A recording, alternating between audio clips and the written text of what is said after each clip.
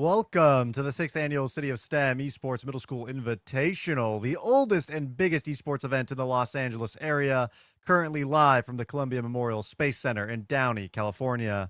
I'm Ashkan, joined by Keg Shouts, and we'd like to welcome our audience, whether you're here at the event or watching live from YouTube.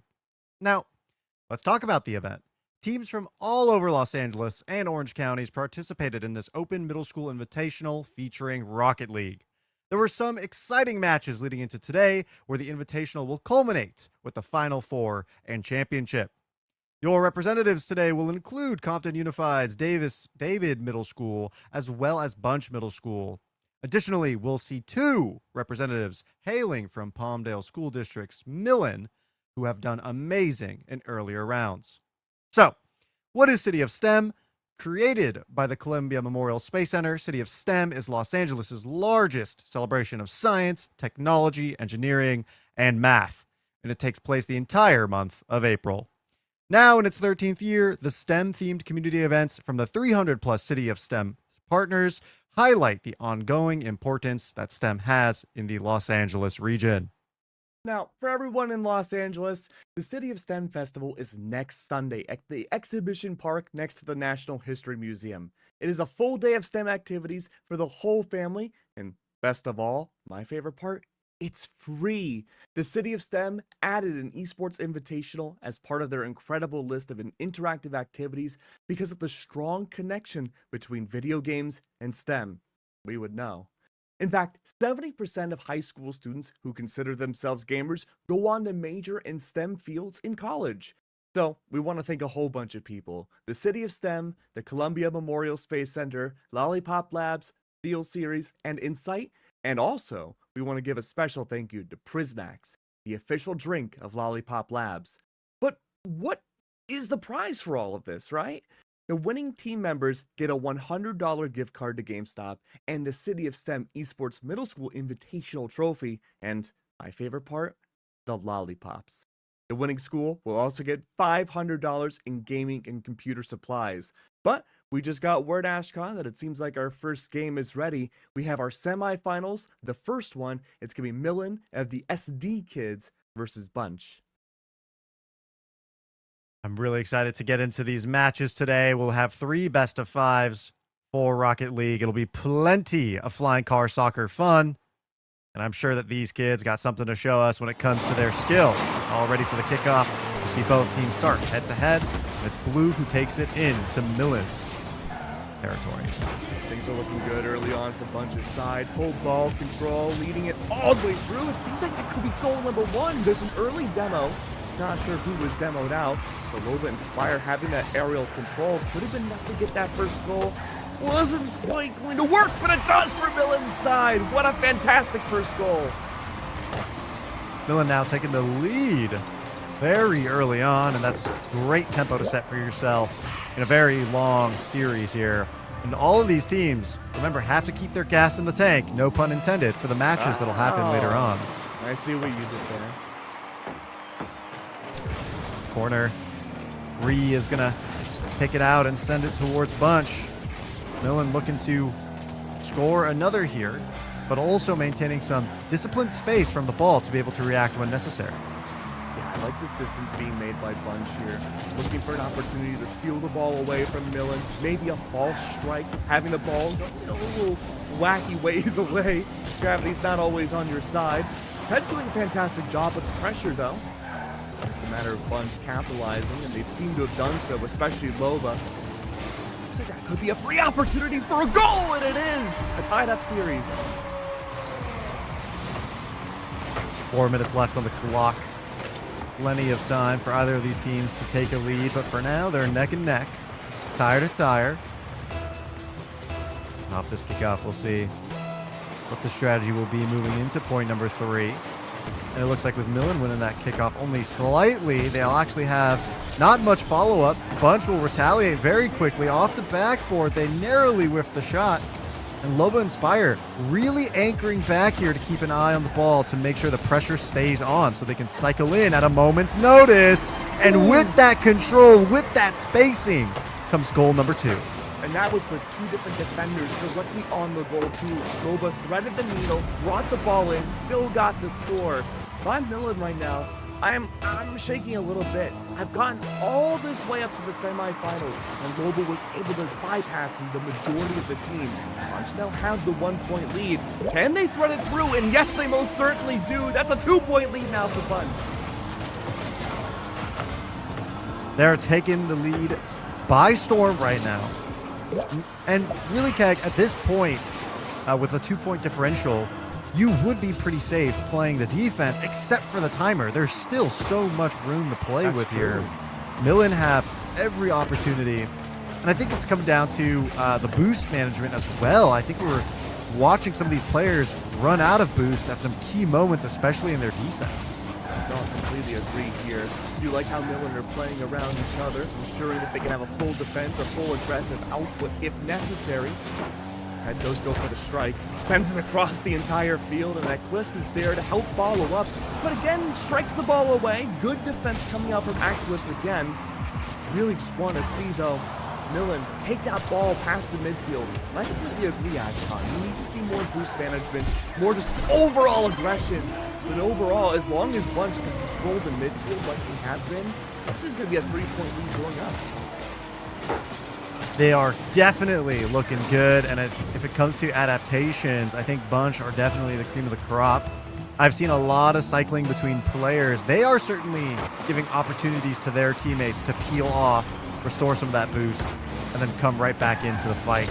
And Loba is definitely spearheading that effort, serving as that anchor in the back very consistently. Keg, as we look forward into this next point, for those who may not be as familiar with the concept of boost, would you be willing to give them a little bit of a trainer?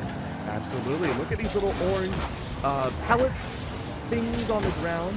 As you pick them up, your boost meter on your right side is going to go up, and it allows you to accelerate faster and faster. And if you have that max acceleration and ram into an enemy opponent, they blow up for just a few seconds. But it does allow you to have a person advantage that allows you to either sacrifice the aggressive or the defensive side of that enemy team, and could be a great opportunity to go for a goal strike. Haven't seen too many demos in recent members, like the last minute or so. Very curious to see what Loba can do here. Luckily, this defense from Milan has stepped up quite a bit more. They just have to find that aggression off of the boost and take the ball and put that pressure on the Bunch's goal. Just re-carrying the ball. There it is, a demo of the most recent kind, and that's going to stop the push right in its tracks. It's going to be Bunch who get to carry it over to Milan's goal, and for a second there, the defense was seeming solid, but Bunch come through with an absolute animosity to end that point and put themselves up 5-1. Wonderful work from Bunch once again, threading the ball around, ensuring that Milan would not have the position that they would need in order to defend for the goal. They've been looking for a lot more elevation denials recently, but of course the response there, great denial once more from Ted's side, but sending one player away, getting rid of the ball, does allow Bunch to send a second player through and have a lot less defenses for Milan's side. Luckily though, Milan have already caught up on that. They did have some grounded defenses this time around. Pressure is finally out. I like this from Loba's side. It's not quite working the way they would hope. Nice. It was a air control of the ball by Bunch for a second there, and they keep running it up the wall to deny space from Milan, deny an opportunity at the ball from Milan. But still, once it reaches the ground, that's where they're feeling most comfortable. The pressure remains, though. The defense needs to be tight. It needs to be solid. The shot on the goal is not going in. From the post, it's saved. It has no momentum. It could have been shot in, but no. Milan continue to press forward. It's now in Bunch's territory. This could be an opportunity to score, Keg. That was absolutely what we need to see from Milan. It's only game one. They still have other chances. 23 seconds left. It's going to be very tough to bring it back. 4 whole points in that short amount of time. Things are looking good, though. 5-point difference. Bunch once again goes for the score. Willing to play for the time. A midfield goal, too. Oh, no, never mind. It was Loba at the very last second getting the strike through. Milan are doubling down. I guess triple if there's 3 players for that aggression. Bunch just find the perfect opportunity where the goal is not as defended as it should be to go forwards. Time ticking down. It's looking very solidly in Bunch's favor. And we're all but moved on into game 2 before a quick demolition and the ball touches the ground to confirm Bunch as the victors of game number 1 in this best of 5. If they win 2 more in a row, it will be a clean sweep and they get to secure their spot in the championship. Remember, Millen have 2 teams in their back pocket, right? So both rosters have a great chance of representing the school going forward into the championship. No, you're completely right. And the fact that they both made it to the semifinals so far means that there's a pretty good chance our grand finals could be Millen versus Millen. But hey, look, if you're the school system, you win no matter what. But you want to make sure that you can make it to the grand finals. Game number 1 didn't really go in the SD kids' favor, but they learned a lot of lessons on the way. And you could see the gears turning from adaptations overall up against Bunch. The first few goals for Bunch came out relatively quickly, but towards the end, it came down to a trickle. I have no doubt, Ashcon, the second game's going to be very close.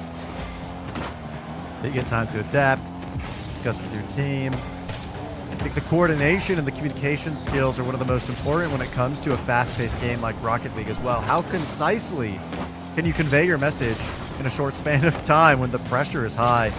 Yeah, these kids are definitely going to become great leaders in the future as they continue this battle across the virtual pitch. I mean, talking about STEM, right? You need to know a lot of quantum physics and gravity, a lot of geometry to know exactly where the ball is going to go and how to hit it perfectly. So much coordination. Really, you can only get that by starting at a young age like this. Early demos out though from Bunch's side, using this opportunity with only 2 players from Millen available. But even with just 2, they still go for a save. Could they get a second? They nearly do. That's Bunch getting their first goal. Kicking it off early here. 1 minute already off the clock, and Bunch have made their statement in game number 2. Millen need to find some adaptation to the defense. They could hold back tight, but you don't want to have your cars pile on around the goal. You won't have the flexibility then to make a save in a close quarter situation. Perhaps they could use an anchor of their own. Bunch really coming around off the walls. That was looking like a great setup, but no one there to finish the job. Instead, it's going to come back around. Millen on the attack this time. The ball now, nearly a great save from Millen's side, but they have to take advantage of this. They need to lead that ball over to Bunch's goal. They're a team that likes to overextend too. But look at this, the goal is completely open. Bunch once again gets their second. They're making quick work of these goals. They're certainly coordinated, and I'm really liking the long shot there in particular to have the confidence in recognizing that there is no threat, right? That is an amazing threat assessment and a quick, snappy decision to take that shot from across the field and sink it as well. Making me parched. I need some Prismax after that one. Looking great early on. Oh, it's so close. A third for Bunch. Good saves, good setups. You see it sent over the top. That's Javi. And even though it's a narrow miss, it is an attempt at the defense that actually saves it for Bunch. 3 minutes about left on the clock, and there's still plenty of time for Millen to fight back. Absolutely. This is Millen's time to shine. The ball quite literally could be in their court. Now it is. Javi's doing such a great job, though, keeping the ball in line towards the midfield. Consistent pressure again has forced Millen to play defensive. There's been not as many times as we would have liked for the SD kids to play on the aggressive. And when they do, it's all 3 players, which, again, nothing wrong with that, but it does leave the goal completely open. And all it takes is Bunch to steal the ball once, force Millen on the back heel, and having to chase the ball back towards an open goal. 10, seemingly learned that lesson, sends the ball back towards the midfield. It is caught by Javi. Javi's using this opportunity to thread that needle. Stolen away, taken back by already. This could be the chance. I have no doubt Millen will get their first goal here. Low speed on the ball, but it's enough for Javi to just tap it right in. A gentle touch is sometimes all you need. And there it is. Wonderful work again. Bunch utilizing that midfield more, dribbling the ball, and letting a lot of solo plays come through from Bunch's side, I think is an important aspect. Usually we see teams struggle a lot with teamwork. I honestly, I would say Millen's teamwork, as on the bigger picture, I think is doing better than Bunch, but on the individual level, we're seeing players really find opportunities to go for demos and steal the ball away. It's really cool to see both teams on equal footing, but just in different scenarios. Yeah, and that really goes to show that there are different win conditions that you can play towards in these team games to accomplish your end goal. And as you refine your play style, it's a very real reflection of, you know, searching for win conditions, as you could say, as it could be a life lesson for a lot of these kids. Hey, look, teamwork is one of the hardest things about college and STEM, and Bunch have done it again. It's like a group project. Sometimes individuals can do all their parts, and sometimes as a team, you gotta, you know, bring it all out and hope for the best. But Millen, down by 5, minute and a half left on the clock. Need to find a way to bring this back. It is a best of 5, so it's not going to be a best of 3. There'll still be at least one more opportunity if this game does not go in their favor. Early demos are out though. Millen playing more aggressive again, utilizing the boost on the ground to have that early man advantage. Does allow Millen to have that aggression to send the ball to the midfield. This aerial play from Bunch has been really great. Millen been mostly sticking to the ground.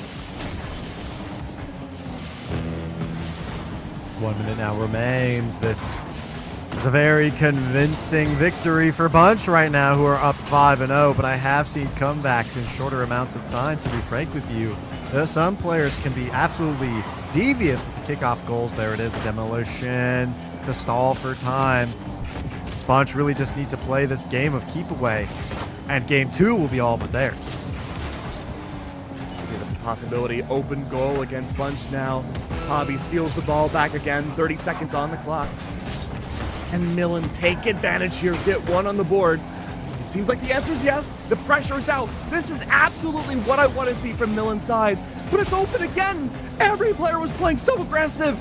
Wait, hold on now. Reed was in a great spot to go for the steal. A 6th could be denied by Bunch. They just have to line themselves up, and Bunch, it won't be a possibility. 5 seconds on the board. Hobby goes for one last attempt. It's not there, and it is. Hobby's there for the steal. Bunch put themselves up 6-0. 1 second left on the clock. It will take us to kickoff. There is potential even for a 7th, but as soon as that ball hits the ground, it will be the end of game number 2. Let's see it. Great demo early on from Millen. I felt that one in my soul. But that will be game 2. Best of 5. Bunch now up 2-0. One last attempt now for Millen, the SD kids, to bring it home and see if they have a chance to make it to the grand finals. Really want to highlight Javi there in game number 2, who picked up 4 goals on their lonesome. Definitely representing the team in such a pivotal match. And I think that as we move into game number 3, I want to take a little bit more of an eye to them and examine exactly how they're playing. They might be a key player as, you know, potentially that team moves into grand finals. We'll have to see what the conclusion is. Potentially at this game number 3, there is, again, still an opportunity for Millen to return, but Javi has shown themselves to be such a ferocious player that they need to be examined. I'm really liking the roles that we see from Bunch's side. Even though Millen have all been playing together as like a symbiotic unit, all of Bunch have their roles defined. You have Hobby being that main striker. You have yourself Loba, who's been more of a flex and a midliner, who allow the ball to have that consistent pressure and dominance inside the mid lane. And then you have the last player of Bunch too, who's been the consistent goalie, ensuring that that ball is never going on Bunch's side. It's a system that certainly works for them, and it's certainly creating these opportunities, especially with the addition of the demos that come through. Bree now with the ball in hand, trying to just play off the sideboard. But I think Bunch have been so merciless in maneuvering through the sky as well, that it's opened so many horizons for them. Millen, though, still keeping up great with the defense as soon as the ball gets within a striking range of their goal. I'm ready. Such a good spot there to go for the strike. That was a pure defensive one. Great save from the hands of Bunch. I failed to mention him earlier, but I'm already the person that's been that consistent goalie for Bunch's side, ensuring that it's effectively Fort Knox, a lockout against Bunch to make sure that they cannot get goals up against them. Like this consistent neutral coming out from Millen's side, though. This dueling out puts that pressure on the Hobby and Loba to ensure that they won't get easy goals. Great double defense, too, from Millen's side, ensuring that at least a goal is hard fought and ensuring Ashcon that, you won't be able to get anything like you did in the first 2 games. And that could have been the first goal. Just narrowly denied. Millen still 0-0. This is a huge improvement on both their defense and offense from the prior 2 games. At this point in time, Bunch would have been running laps, but Millen have adapted so well. Kudos to their quick thinking. They're able to have a strong defense there. Bunch went for the score. They're holding the ball hostage right now, once again in the air. Loba tries to go for the score, but it's not them who makes it. It's Javi, set up by the team to finally draw a first strike against Miller. And that was incredibly hard fought. Bunch had to change up their strategy to bring all 3 players out for the aggressive line. Even already was there to ensure that the ball just had to go through for that first goal to ensure that we wouldn't go to overtime, at least just yet. And Ash, hold on. That's a second one for Bunch. Wonderful work off of kickoff. And I was going to say, for Bunch's side, they're doing such a great job. But Millen, they were able to run down the clock and ensure that it took nearly half of the whole match for Bunch to get that first goal. Yeah, they're certainly keeping the defensive high. All they got to do is make some slight adjustments to create some pressure of their own, and I think it was working earlier on in this game. They can't allow themselves to feel the aggression from Bunch. They got to let it slide off their shoulders and push forward regardless. And I think that's exactly what they're doing here. But Javi is quick to the touch, quick to answer, and ready to play off of the corner to set up the rest of the squad. And you can see how fast Bunch react with each other. The comms are definitely going out quickly. This time around, ball makes its way to their territory. Millen have an opportunity here to keep pressing forward. They have too far back. It's going to be a fly straight into the goal. Wonderful work from Bunch once again. It didn't even seem like that was intentional for Loba to get that goal in. It just found its way like a magnet, working well. And to speak on your point, the communication for Bunch has been excellent. You can see how well they're reacting off of each other, like you mentioned. But, when it comes to being inside of, group projects, high school, college, one of the most important aspects is having that good communication. And seeing that coming out from Bunch goes to show that these are some bright heads on the shoulders of these students, and they're going to have a very long and successful studious career. That they will, and that is what the opportunities afforded to them are coming out of the city of STEM. That's why we love these kinds of events, to highlight the skills of these students that are blooming as they go onwards to the rest of their careers. Millen! From the ashes, they rise. It's 1-4. Yeah, look at that snipe there. Double defense, too, from Bunch's side. Just like how Bunch had gotten their first goal in Game 1. Millen, they bypassed what should have been the most defensive setup we've seen from Bunch this whole series. If that's enough to bring things forward, maybe there's a chance with a minute and a half left now to bring things to an even game.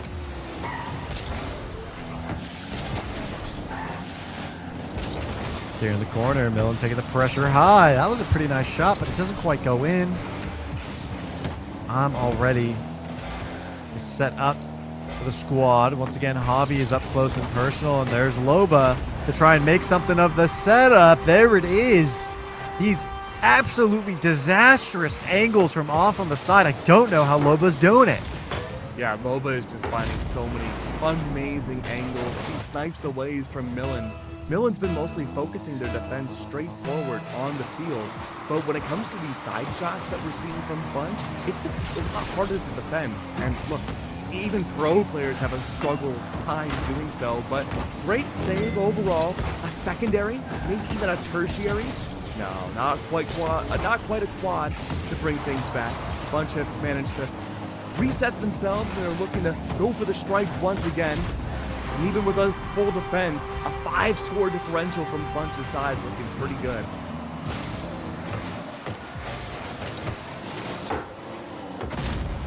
This feels like a confident place to be sure. Bunch very much eyeballing the prizing here for this event. Looking to take the lead into the championship, making a statement to their opponents. If you're in the crowd right now for semifinals number 2, you have your own match ahead of you, but you definitely want to be looking towards the championship as well and studying up on your opponents here and now.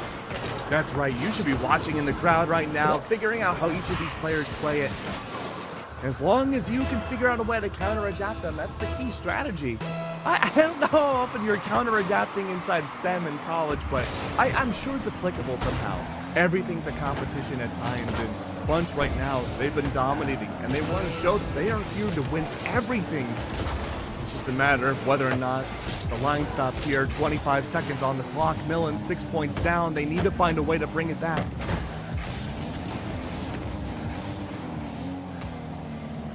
Out of 15, I'm already eyeballing and remaining in position with Loba. Ted trying to intercept from the sky, but is going to fly right by that ball.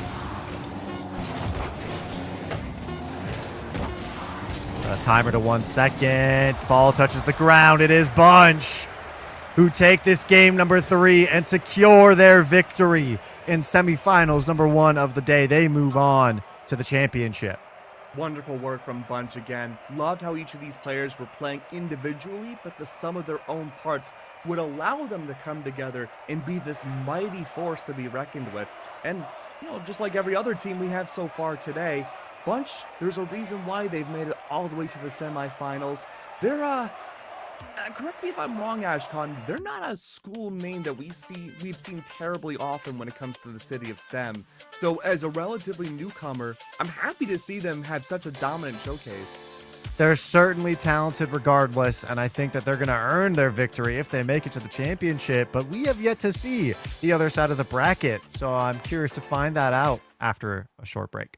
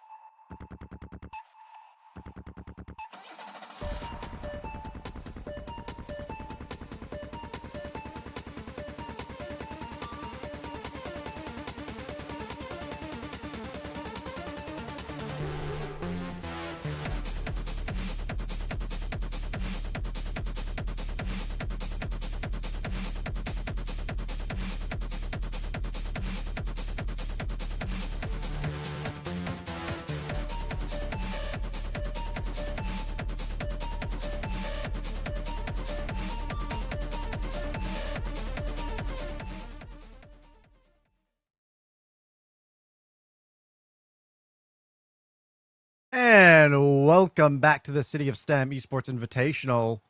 We are continuing on with the middle school Final Four featuring Rocket League. It was Millen's SD Kids versus Bunch, and Bunch took the cake. They move on to the championship, but we see Millen once again. And Keg, I'm excited to move forward into semifinals number 2.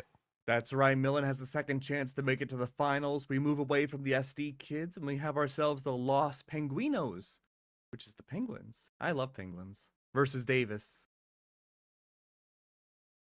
Well, all right. We could get right into the game here, Keg, because frankly, the kids are ready to get into the action just as much as we are. They're fighting head-to-head for some pretty great prizing, once again provided by Lollipop Labs. And there it is. A nice new map, a nice new match, and one more semifinals before the championship. That's right, best of 5. Plenty of chances for both these teams to bring it home. We saw a very aggressive early play coming out from what was Bunch's side. Now it's going to be Davis on blue. Who's the lucky caller for today? Those players doing such a great job having that pressure early on. Led to Davis and color doing here.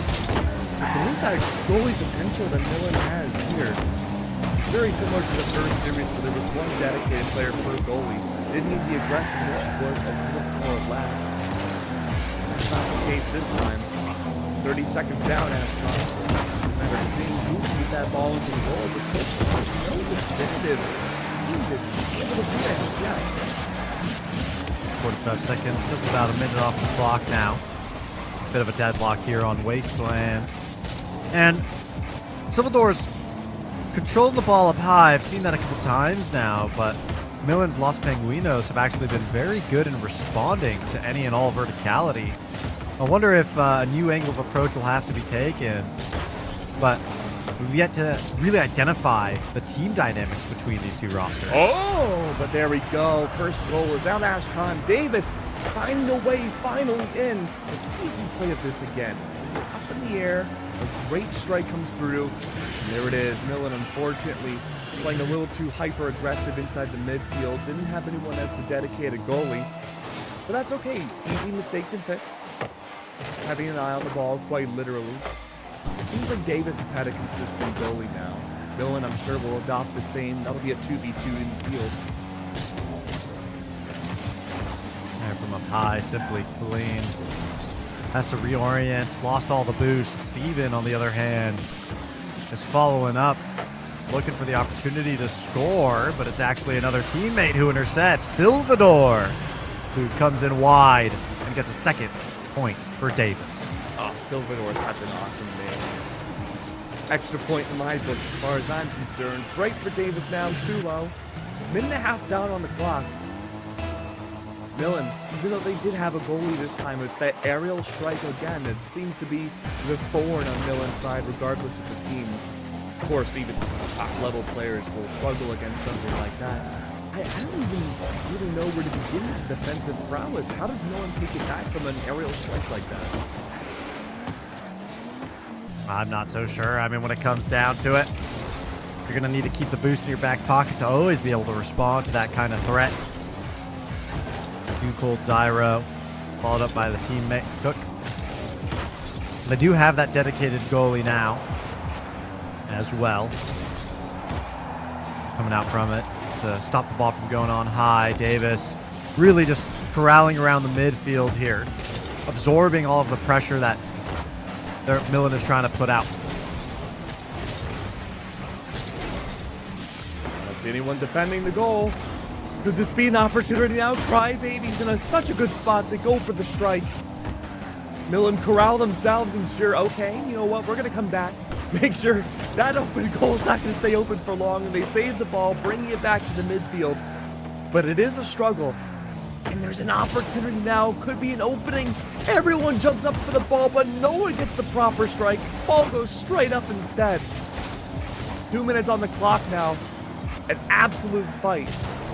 And while this has been good for Millen's defense, they cannot just play a defensive game. They have to send the ball to pressure out Davis. Oh no. Is that an open goal? And it is a third for Davis.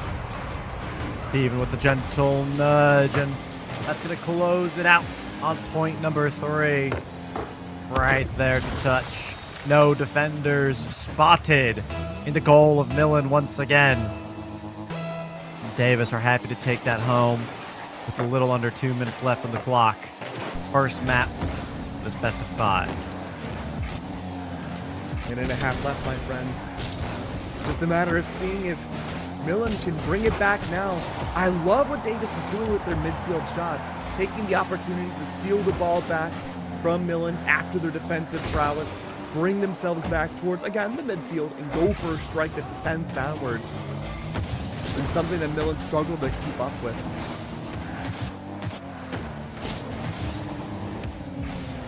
Simply Clean tries to go for the defense there, stop the ball, but it is floated right over their head. A demolition. Create a bit of a window here. Silvador looking to take it straight along the wall, but that's not going to happen. Crybaby, however, will pick up the flag and continue the sprint. And we have a nice lineup here for the goal. No one there to kick it through, and so Los Penguinos are able to go on the attack for a short second. They do, but again, they'll come back from Davis always requires the midfield. The last 3 goals have been far-reaching way.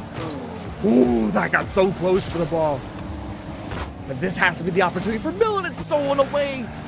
Simply Clean goes for it in the air, but unfortunately a demo as soon as he lands makes it a 3v2. 30 seconds left now. Ball dancing around the neutral. No clear place where it will go. Simply Clean's looking for an opportunity for the ball to land and take the strike again. Stolen out Davis side. Hookslayer, an opportunity not found again. Davis full control. 5 seconds here left on the clock. We're playing in the corner. It's an opportunity if the ball's up high. We're not going to hit the game over just yet. It touches the ground. Silvador tries to get it in, but still, Davis win game number 1 regardless.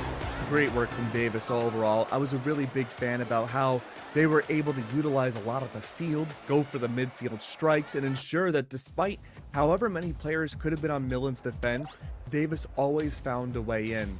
That's not to say I didn't like what Millen was doing. The fact that they could run down the clock so much, play a big denial game, there was only one big hole in their defense, Ashcon, and I easily think they can patch it up here for game 2. That's the beauty of a long series, the best of 5 format, is you can just consistently get data on the enemy team and make those adaptations, and as you say, patch those holes to solidify your game plan moving forward. Nicer map this time around, but both of these teams still hot as always. Plenty of people in the crowd cheering for Millen here. Everyone's excited for their favorite students who've made it this far into the semifinals to bring it home. Could they be the ones to go to grand finals? It is a best of 5. Game 1 has gone to Davis, but it could be a reverse sweep now from the Los Penguinos. I don't even know what sound a penguin makes, but I'm sure the crowd can do it for us. Shot across the field. Silvador takes it from the corner, up the wall, and carries it over to Millen's side. Keeping the pressure high. An awkward return back into the corner. Millen here on the offense. This could be the score that they want. It's being defended so diligently by Davis. Defense for both these teams has been so sound. And Millen, we just need to see that extra oomph of aggression come by. Really pressure out that ball towards the goal post of Davis. But so far, a minute and a half gone. It seems like this could be the opening Davis was looking for, but no. All 3 players on Los Penguinos are ensuring, no, we gotta play a full defensive game more than anything else. Build that foundation. With the first cement bricks there, follow through from Davis, not available. Ball goes back to midfield. Silvador's looking for an opportunity to send it back. Stolen away from both these players. It was a crash, a scuffle between 2.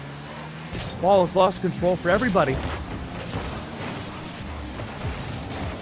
High goes, Crybaby to intercept. They could have a setup here. No, knocked away by Millen's goalie there. Too cold for Zyro. Is up in arms, along with the cook, to see what they can get going on with this point. Still anyone's game. 2 minutes and 45 seconds left on the clock.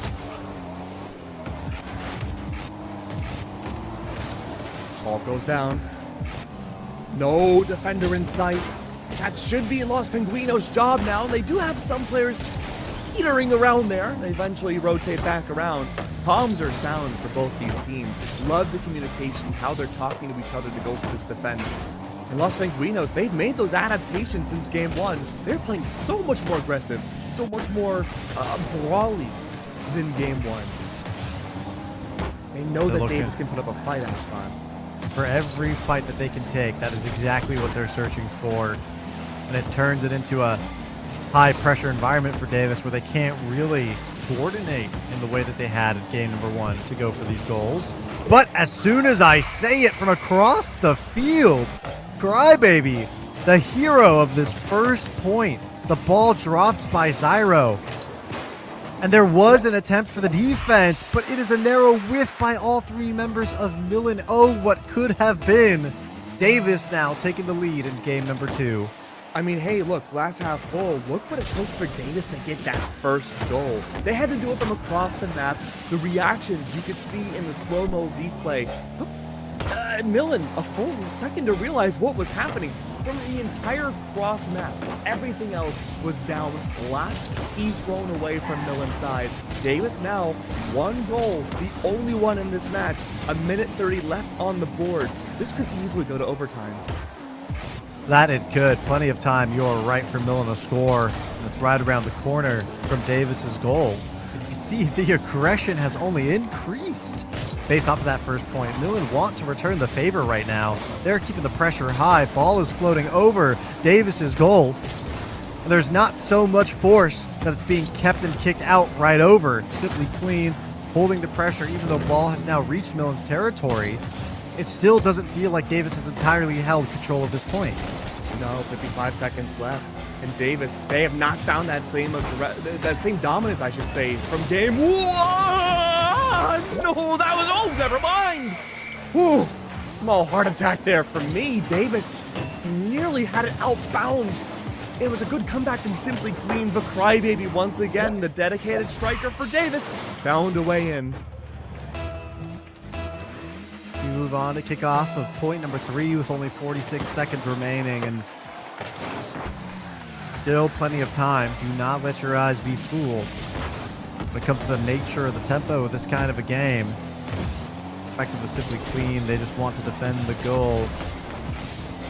Dilvador chasing the ball right alongside the perimeter, a safe distance away from the rest of their squad. Steven in the middle of the brawl, and Crybaby close by. They get to receive. They're trying to deny Millen from getting any closer. That they do, and it is a clear shot on the goal. A beautiful, beautiful execution of weaving that ball past the Millen players and right into the point scoring range. It's all Crybaby. Every single score of the game so far has been him. He's the force to be reckoned with as we start teetering into game number 3. 15 seconds on the board. It would take roughly 5 seconds, slightly less for Millen to get all the points needed for overtime. Not looking likely. But I do like how the gears are turning in Millen's head. 1 point for them. Would maybe get another off of kickoff. That would be huge. But the fact now that they have a point on the board, they're finding ways in. As long as they can avoid Crybaby, I absolutely think this next game could be theirs. I'm with you 100%. Millen still showing signs of life. Early demo here. All Davis wants is to slam this ball into the ground, but Millen are not having it. Cookslayer doing a great job keeping it in the air, but it is Steven who pushes it right into the ground, and that secures Davis's victory. And once again, you mentioned it, Crybaby with 3 goals total in game number 2. Crybaby looked fantastic. The fact that he would go for the long range ones almost exclusively. The only time where I think it wasn't long range was, I want to say goal number 2. The one where it kind of, reeled in and out of the goal slightly. And he was there for the follow-up. Absolutely necessary. He's been so far out of the way that he can go for those strikes and just not be on the radar for anyone on Millen's side. He needs to be someone that at least one player on Millen has to keep tabs on at all times, even if that means they're not focusing on the ball. Absolutely, you have to man mark that player, or car mark, I suppose. Keep a close eye on him and ensure that, for of their slide tricks get past you. Here from the corner, they hold a good eye on the pressure that's being put onto Millen here in game number 3. What could be the final game, and Davis make a statement by scoring within the first 30 seconds. Wonderful work from Davis again. 3 players on Millen there for that defensive side. Player tried to intercept and bring that ball out. Could not happen. Again, like if you're in a position like that for Davis, you're feeling pretty good about yourself. You had 3 people up against you and still managed to get the ball in. Oh, never mind. All of what you have built up. But now it's starting to crumble a bit. Millen, they make the instant return off of kickoff. There's a defender there, and they accidentally help Millen score that goal. If you could have a dominant kickoff like this on Millen's side, I'm sticking by with what I said originally, Ashton. I'm with you there 100%. This is a very, very early point for Millen. Oh, But Davis. Off of kickoff again, dude. They're turning this into a fast brawl. I mean, you talked about how this was getting brawlier, and I think they're just really taking licks at each other left and right, and I'm wondering if that's going to be the pattern that continues. Good kickoff once again, stolen out by Millen though. Is that going to be an open goal? The answer is no. Reckless has stolen the ball, brings it towards the court side. They had what looked decent at first off the kickoff, but they haven't had ball control since. Ooh, a third for Davis. Early on, trying to establish that point gap, create that cushion for themselves in case of a mistake later on. It's going to add some comfort to the mental here. Again, this is the 3rd game in a best-of-5 for the 2nd semifinals match. Winner here gets to move on to the championship. Davis already looking to set up the carpet for themselves and just assure it with a 4th goal right there. Nice and smooth the setup off of Crybaby. You see it lined up right for Steven. And it was a narrow touch. There was a potential there for Millen. The positioning just wasn't there. Davis really coordinating well across teammates. Yeah, really impressive Davis thus far. Our 2 teams that look like they'll be going to the finals have done such a great job of cross-map coordination. Very curious to see what's going to happen next. That's a 5th for Davis. You got to give it to Millen too, though, because it's a lot harder than it looks, and it already looks pretty hard. But you never truly know where the ball's going to go. Like, you can't fully control physics in this kind of environment. So even though we're seeing players on Millen's defense slightly miss, you're really doing the best you humanly can to predict where that ball can go. I agree, and I know because of the schools that we got, because of the teams that we got, we should have a decently sized Millen crowd, so definitely give the Millen roster your love. Let them know that they still got to fight in this game. 3:30. Davis do take another, but we know that we've seen Millen succeed in a variety of different capacities throughout the series, across both series. Let's see if they take another one here in game number 3.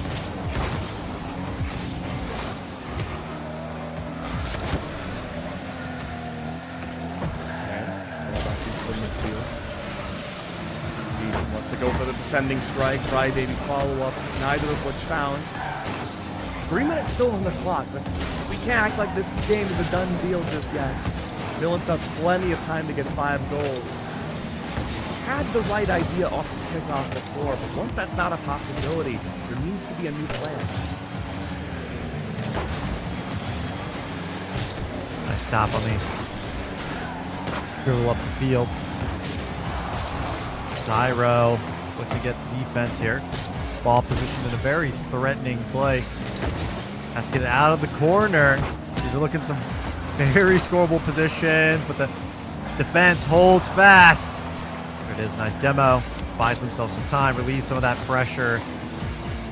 In the air, Zyro wants to get closer to the goal. It was a straight shot forward, not enough. The defense from Davis is there and ever present. It's running. Cookslayer needs to go for the intercept, misses the ball, and so does Davis. Nobody gets the ball. It's left in limbo. Finally captured again by Millen. Will there be a follow-up off the hands of Davis? Maybe. But no, everyone corrals around the goal. It's a save from Davis' side. 2 minutes now. We're back to the pressure central of Millen. As long as they can just keep the ball away from this side of the map, they should be okay. Now stuck in the corner. Quick Slayer moving in with Simply Clean. Gets it up the field. Rounds it off the corner. They are able to dodge one of the Davis defenders, but not the second. This gets shot along the wall all the way right back to Millen, and it is this ping pong effect that keeps the ball in limbo until someone gets a shot to score. Crybaby, as always, great positioning and maneuvers. This time around on the defense as opposed to the offense. Switching things up, it's going to force Millen to be adaptive. If they expect Crybaby to always go for these strikes, and he's being heart-marked like you mentioned, and that's a part of the reason why we haven't seen Davis score nearly as much in the last few minutes. Switching things up now. Going to reset Millen. We have to readapt all over again. 1 minute left now. 5 goals needed. Millen have to get one every 10 seconds from here on out for overtime. Let's start with this first one. There it is. A great setup right into the hands of Simply Clean off the wall. And Cookslayer is there to deliver alongside Simply Clean, who scores it through. I mean, they're well on their way if they keep that pattern, like you said, Keg, once in every 10 seconds.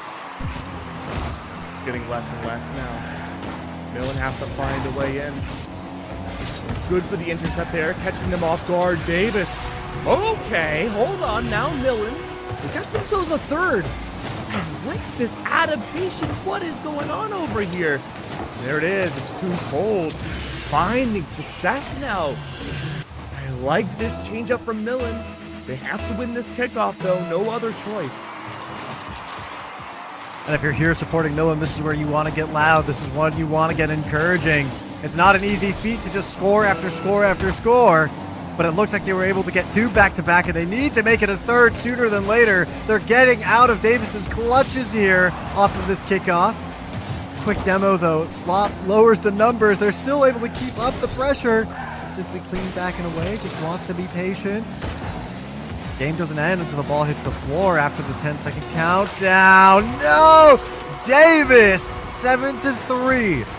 Increasing that point gap, making it ever so difficult. It's all but impossible at this point for Millen. Maybe they can walk home with a 4th goal, but so far, Davis 2-0. 8 seconds left on the board. All they need to do is wait out the clock now, and they will be securing their spot in the grand finals up against Bunch. 5, 4, 3, 2, 1. And that's going to be Davis moving on forwards up against Bunch, City of STEM, to see who can be the grand winner of it all. Okay, take it a second. Hold on. Oh, there it is. Good job, Davis. An absolutely amazing performance there. Reckless this time around. That centerpiece. 4 goals there on them. And I think every player on the side of Davis has had that chance to be featured in a very key part of their team's dynamic. Really goes to show what's important when it comes to Rocket League and how you can move on forwards to the grand finals. Really enjoyed what we've seen from all the teams thus far. Each player on Davis having their own specific way of playing things out. Crybaby, very flashy style, was great about getting the long-range goals. I was impressed with all the teams, Ashcon, but we're not done with this tournament just yet. We still have the grand finals. Absolutely. After a short break, we'll be back with Davis and Bunch.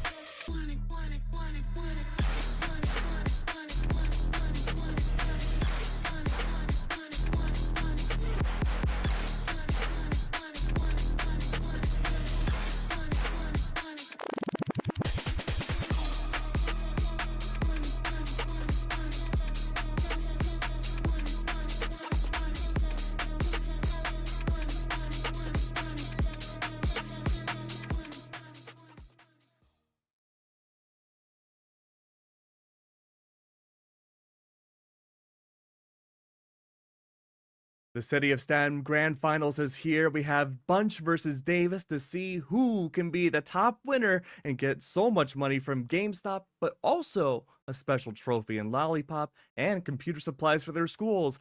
My name is Keg, and I'm joined by Ashcon once again, and we're going to see who can be the best of the best of City of STEM. Keg, I'm really excited to watch both of these two teams battle it out. I think really what we should do first is get a look at our competitors. Ooh, I like that idea. Okay, there we go. We got ourselves Bunch. Over here in the Orange Bunch Middle School, represented by Santiago Soto, Javier Arosh, Lucas Ramirez, and Nathan Soto. And we move forward to the other team in green, Davis. It's Davis. Hello, Middle. Davis. That is going to be Alex Caja, Salvador Amaya Garcia, Steven Morono Alejandro, and Abraham Ovando Garcia. Wonderful, wonderful. And I mean, look, again, best of the best. These two teams have done such a great job. I can't wait to see how it plays out for a best of 5 grand finals. Do you think we're going to go all the way to game 5? I sure would hope so. This is a championship that has been long and hard fought for, but we can only see when two Titans battle it out whether one or the other are equal or ahead. All right, here we go. 3, 2, 1, go! Early on kickoff, looking great for Bunch. Full control of the ball. I don't see Davis just yet. They're playing very defensive because they didn't get that control early on.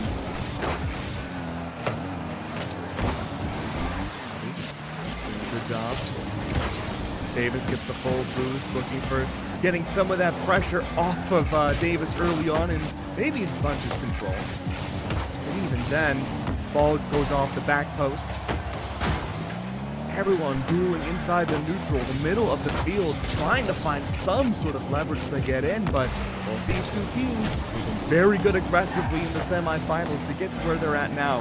Their defense not really challenged the whole lot. That's going to be the big question mark going into. Here in the center, Steven right now for Davis, keeping it close, and Crybaby to follow Peru. There's the demo. Buy some extra time. Javi is sending it up the field, but not quite to a shot on the goal. Falls back, gets some boost, and repositions to take control, but Salvador meets them there. There it is. First goal in Bunch's favor. Wonderful work coming out from them. And it was a slight steal just in the middle of a skirmish. Yeah, I'm already there. Found an opportunity and goes straight down the middle. Quick countdown into point number 2. Kickoff goes neutral, but then Javi recovers for the favor of Bunch. Even here in the corner, the dribble on the back of the ball, that's kicked off his head. Now still in the zone of Davis. Bunch keeping that pressure on. Forget pressure, it's a point. Wonderful from Bunch. This one plays out a little similar to the last. Again, mid-skirmish, finding an opportunity to lob the ball in.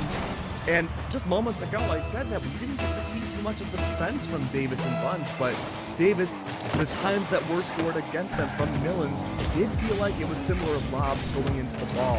Hopefully we get to see a little bit more eyes on the ball, quite literally, but now, there we go, good turnaround. This is exactly what we want from Davis. Off, there it is, Salvador, again with those key placements of plays. Not going to be a swift sweep. Both teams with signs of life here. Davis looking good to retaliate. No confidence lost. Salvador with no boost in the air here has to recover some gas. To go for the pads. Javi in a very similar predicament, but it is not worth noting because Bunch go for the goal regardless. Really nice work overall. Another going to the favor of Bunch. Just skirting the ball in. I don't think I've ever seen quite a grounded ball goal like that. At least not in recent memory. But Davis, once again, they've been overextending. All 3 players in mid to late field towards Bunch's goal side leaves no defenders. Oh, another for Bunch. They're making this swift. They're moving back to back to back. Showmanship. Love those camera reactions. Love the players' passion. Here it's that championship. The excitement is high, and so too is the motivation.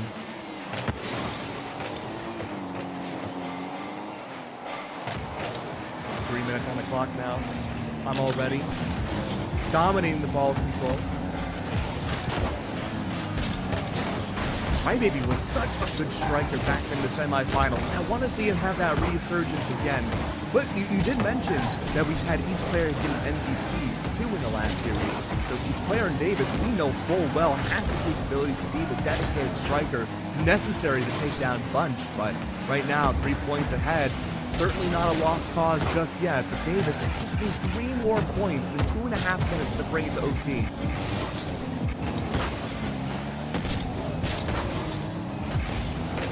Bobby there patiently waiting in goal. Keeping a healthy distance there while Davis try to team up and go for some duo plays. Here it is, kept in the corner. Bobby doing a great job of trying to play the motions and making these reads against what Davis is doing. They get pretty far out back into Davis's territory before it's sent over again. It's not going to be too easy to score a 5th. Bobby's in a good spot today to steal that ball away. Knows exactly where it's going to land. Had the steal set up and ready. Crybaby also. Silverdor was there for the follow-up, but came a hair too early. This could be his chance to shine. It comes so close. Not once, but twice over. Crybaby's in a good spot, but no, the ball doesn't angle the way he wants it to. Davis have to go for a reset here, Ashton. Back, Silverdor trying to intercept, but I'm already carries it all the way to the corner. Just even over their own goal. Dribbles out and across. This is a center striking position. No one is able to get a clean shot off. Once again, Davis is feeling that pressure, but they keep driving it vertical, and that seems to be the key to their defensive plays now. If they keep it in the air, Bunch don't seem to have an answer for it. That's a great call. And that's going to make things a lot more difficult for game 2. Bunch, right now, they do have this 3-point lead. Make that a 2-point lead instead. Davis brought it back. And I think you might be onto something, Detective Ashton. Things are looking a lot more promising for Davis now. Their adaptability has been sound. Using the advantage of the ball, going up into the air and back down. Worked out well. Off of kickoff, though, does slightly edge in Bunch's favor. Steven, though, on Davis, steals the ball away. Huge off the corner there. I'm already setting it straight for the Davis side. Steven is lying in wait. I'm already really stopping all motion on the ball for as long as they can, but it's still floating away. Constant back and forth stream here. But it's still very doable for Davis, even with only 20 seconds. Absolutely, 20 seconds left. And timer just keeps going down more and more. Will be an opportunity for one more goal, but even then, nigh impossible for Bunch to lose out on game 1. And remember, even though it's grand finals, still a best of 5. Davis? No. I really hope that adaptability that you and I talked about will be, yeah, there we go, showmanship again, comes through into the second game. Bunch are very much enjoying that first game victory. And it leads you to wonder, what are the conversations going with Davis? What can they do to adapt? What can be done to change the game plan?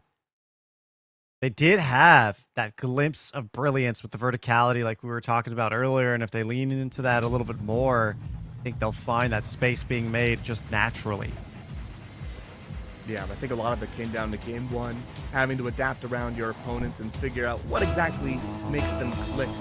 Let's see what the kickoff looks like here. We saw Bunch usually edge them out in their favor. Once again, this is in Bunch's control. Early demos out, which means 2 players on Davis are available for just a few seconds, but finally off of the return, already a player on Bunch setting up for the regrab of the ball from Davis and sending it to their court. No attempts on the steal just yet. Bunch are already facing a litany of pressure.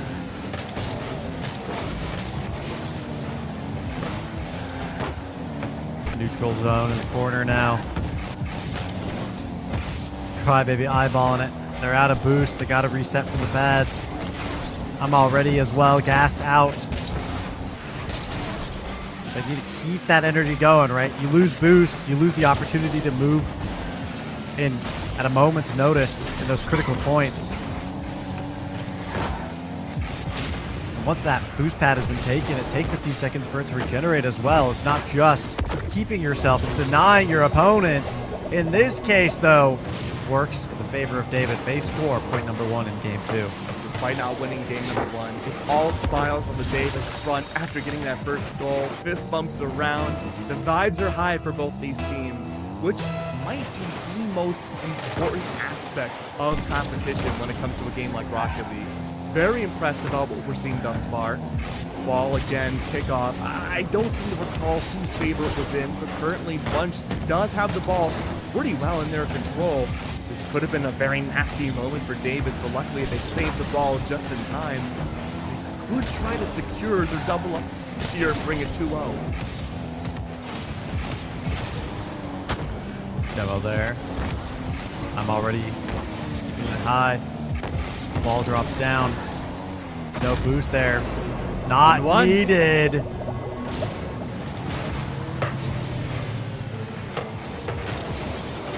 Huge drive into the goal. Oba Inspire. They were very critical in the first semifinal match, and they're showing that usefulness once again here for the roster. 1-1 now between Bunch and Davis. Javi tries to lead the horse to water. Almost gets the ball in. Tied game. This might be the first one I think we've seen so far in the middle school championship where that happens.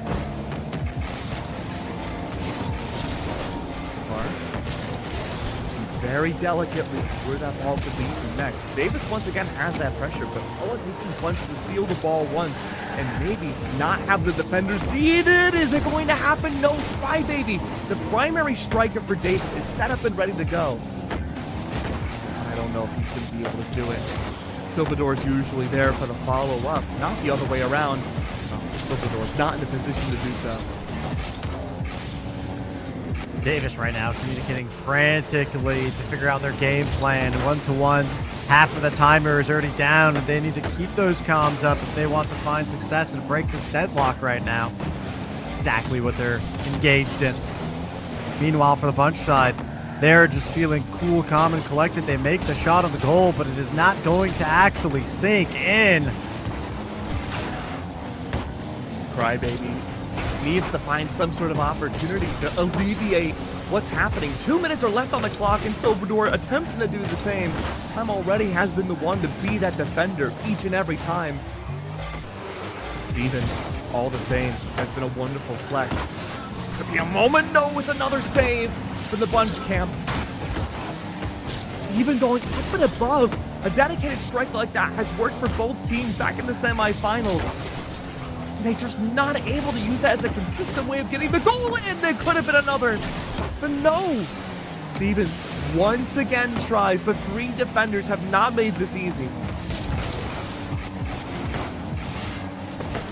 Out from the goal. Davis are looking to defend, but because they send all of their defenders, a re-hit from around the corner is going to be a successful strike. That's Bunch once again picking a point, leading themselves 2-1, and feeling very confident. But again, there is no point gap quite yet. Davis can easily respond just the same. Absolutely. All it takes is 1 goal to bring things back to overtime. Any lead that Davis had would be gone, at least in this matchup. It's just a matter of seeing how it all plays through. Bunch had an excellent game 1. Davis, unfortunately, they found the adaptability towards the end. But that doesn't mean Bunch is going to keep the same game 1 strategy, and they haven't. They are being much more skirmish heavy, being directly on top of the ball, and most importantly, defending 3 as a team every single time that ball comes close to their goal. It's making it almost impossible for Davis to even get close beyond the midfield.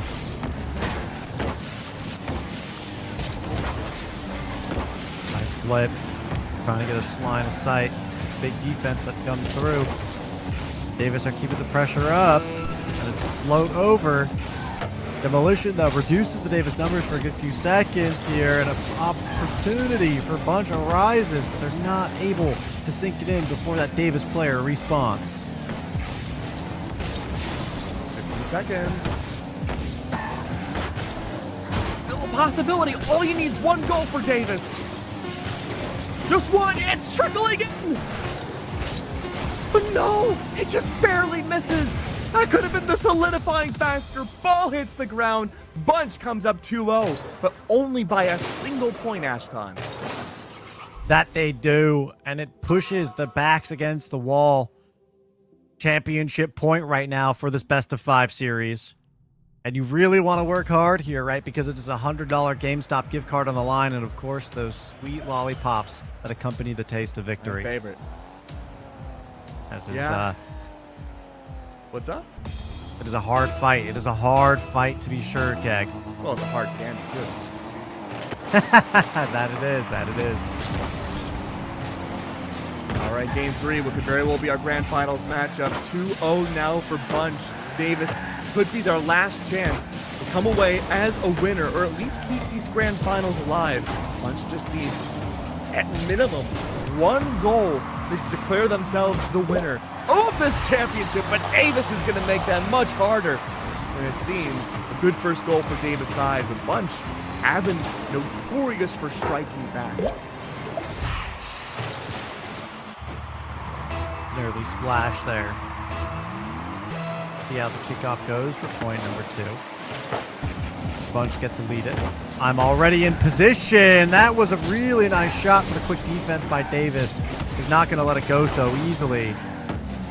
It's still, though, sitting in Davis's territory for Bunch to score on. And you can see all of Davis crowding around the ball. It's a dangerous position to be in if it weaves right past them, which it does, but Crybaby is already back to the goal, realizes the fault of the defense, and makes sure to close the gap. Silvador, in the meantime, moves forward. Davis is not wanting to make any easy mistakes in this game. And look, at minimum, Davis just needs to run down the clock, man. 1 point on the board, 4 minutes left, play a full defensive game. If that's what it takes to keep this best of 5 going, I would not blame Davis at all. But Bunch has been a team to adapt. They've changed up their strategies at the beginning of each game, and although they did lose this opening point, it was the same for game 2, but this is different. Davis again bring it back. That's 2 points. Now Bunch needs to search for an answer as to what's going on. Their aggression that they were so prevalently implementing in the prior 2 games is being exploited against them. That goal has been open twice now. They got to close it up. But if you change playstyle so drastically, can you comfortably maintain the same performance you have earlier in the series? It's a difficult question to answer. A third for Davis. And it doesn't seem like Davis has really changed a lot up. Crybaby's finding a wonderful strike in. The opportunities are looking confident for Davis' side. Bunch, they've had this big lead. They gotta step it up. Does it start with kickoff? Doesn't go in their favor. This has been a huge turnaround for Davis, and they get to start things off on the right foot. Now Bunch showing a little bit more pressure with the ball in Davis's court. Javi sending the ball vertical. In a very neutral position. I'm already taking the swing, but whiffs in the air regardless. Javi finds the save, finds the score, and puts Bunch on the board. Bunch is not out just yet. Really like this opportunity found by Javi. Once again, a little late on the defensive prowess. Can't call anything else just yet. That was also a lost kickoff, too. Really good comeback from Bunch.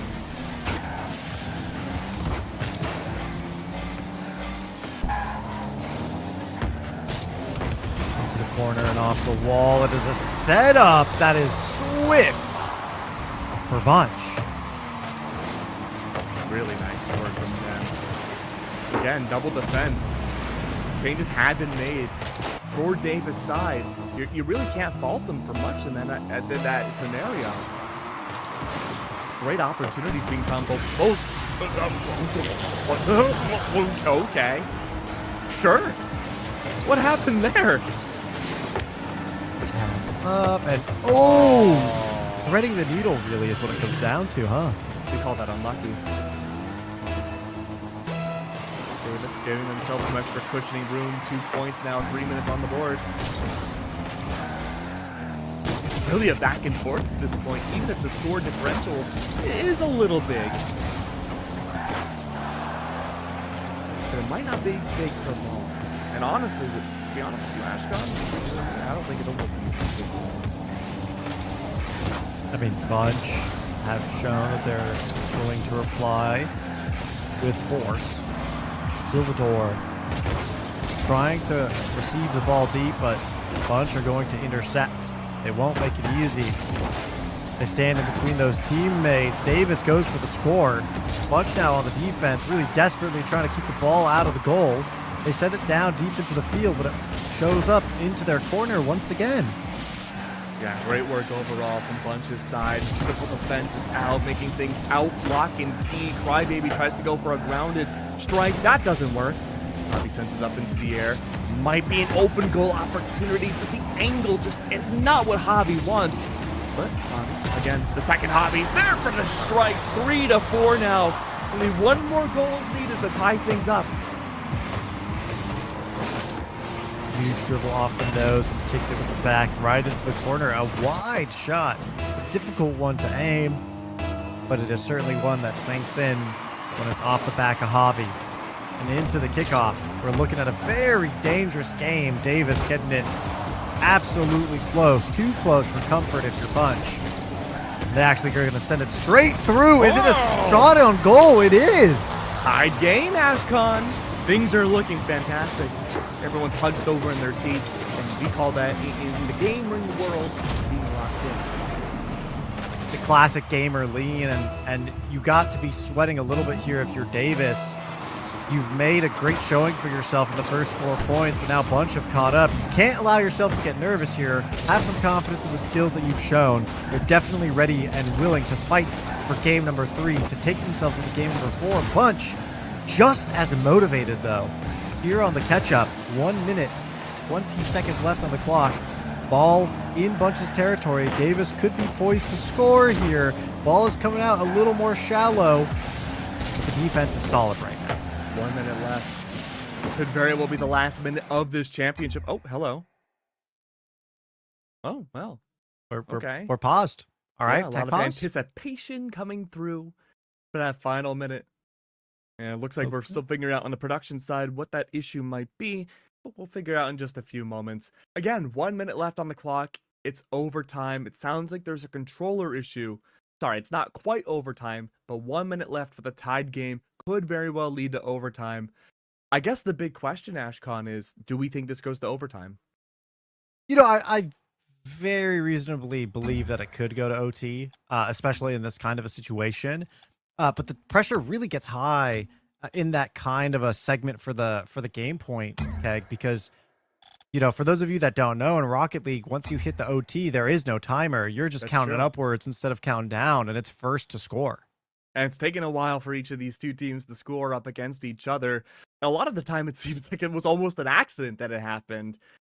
We saw that happen with Crybaby a little bit. We're just getting word now that we are going to get a reset. It's going to be 1:10 on the board and off of kickoff. So we're going to be moving to the game right about now. Very curious to see if this reset will be good for either one of these teams. Once again, Crybaby does win the kickoff. Usually that does mean Davis could end up winning the goal. Bunch, as long as they can play a defensive game first, draw out Davis away from the goal, go for a strike, probably from midfield themselves, I think that would be a good case for victory. That it would be, absolutely. Davis showing that same aggression, but flying past the ball. Javi in the center field, trying to struggle for control. Crybaby off the wall. All of these players having to use their boost swiftly and then reset to grab a little bit more gas. I'm all ready as well. No boost in the tank.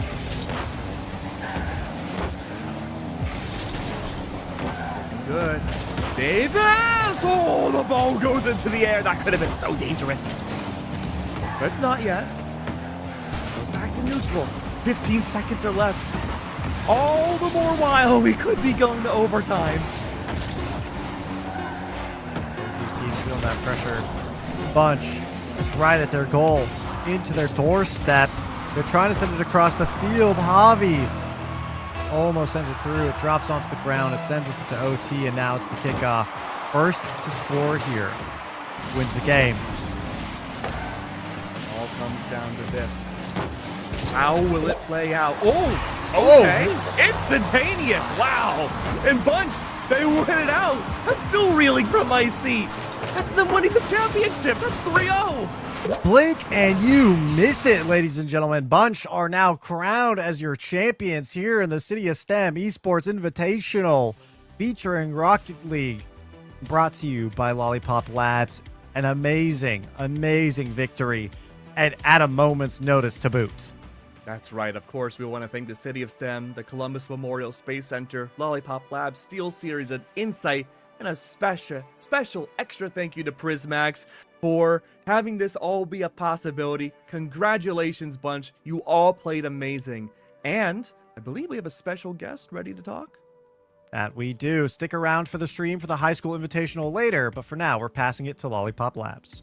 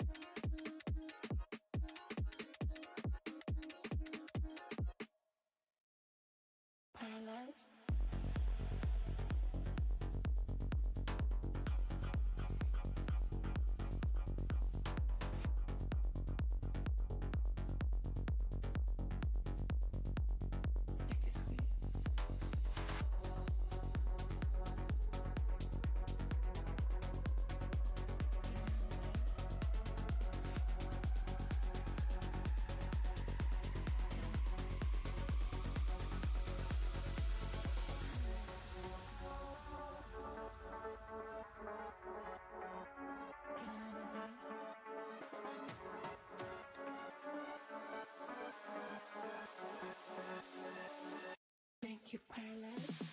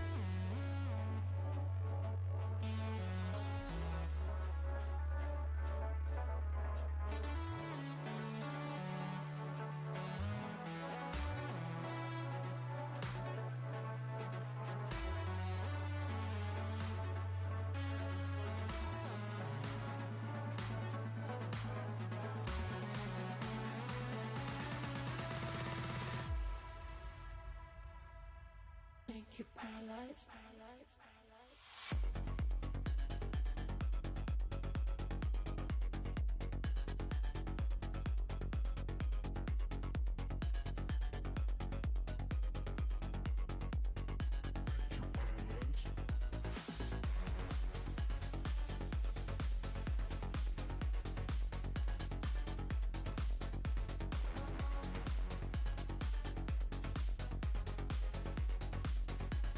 You paralyzed.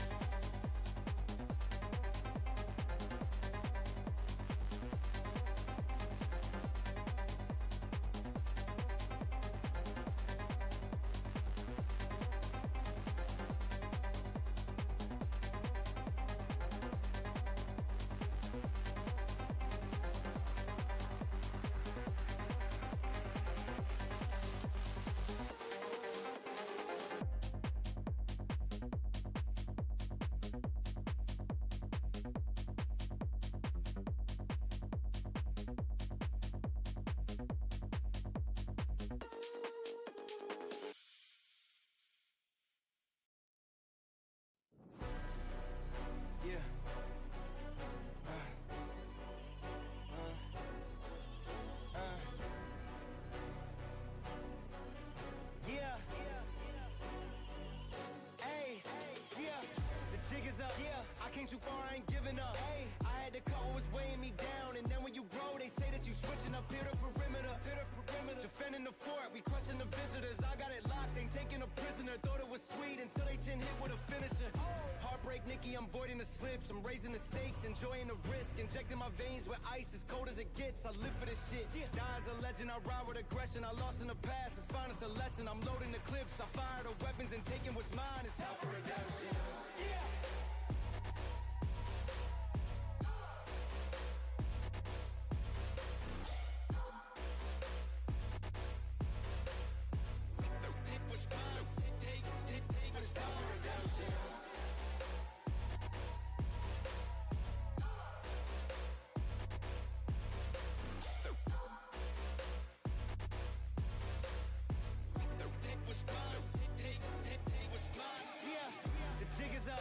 Came too far, I ain't giving up. Hey, I had to cut what was weighing me down, and then when you grow, they say that you switching up here to perimeter.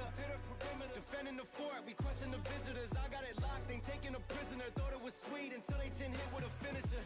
Heartbreak, Nikki, I'm voiding the slips. I'm raising the stakes, enjoying the risk. Injecting my veins with ice, as cold as it gets. I live for this shit. Die as a legend, I ride with aggression. I lost in the past, it's fine, it's a lesson. I'm loading the clips, I fire the weapons and taking what's mine. It's time for redemption. Yeah. Yeah.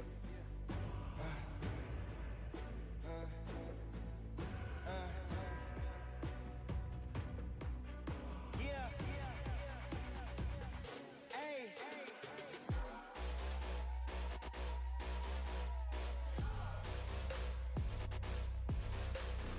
Yeah. It was mine. It was time for redemption.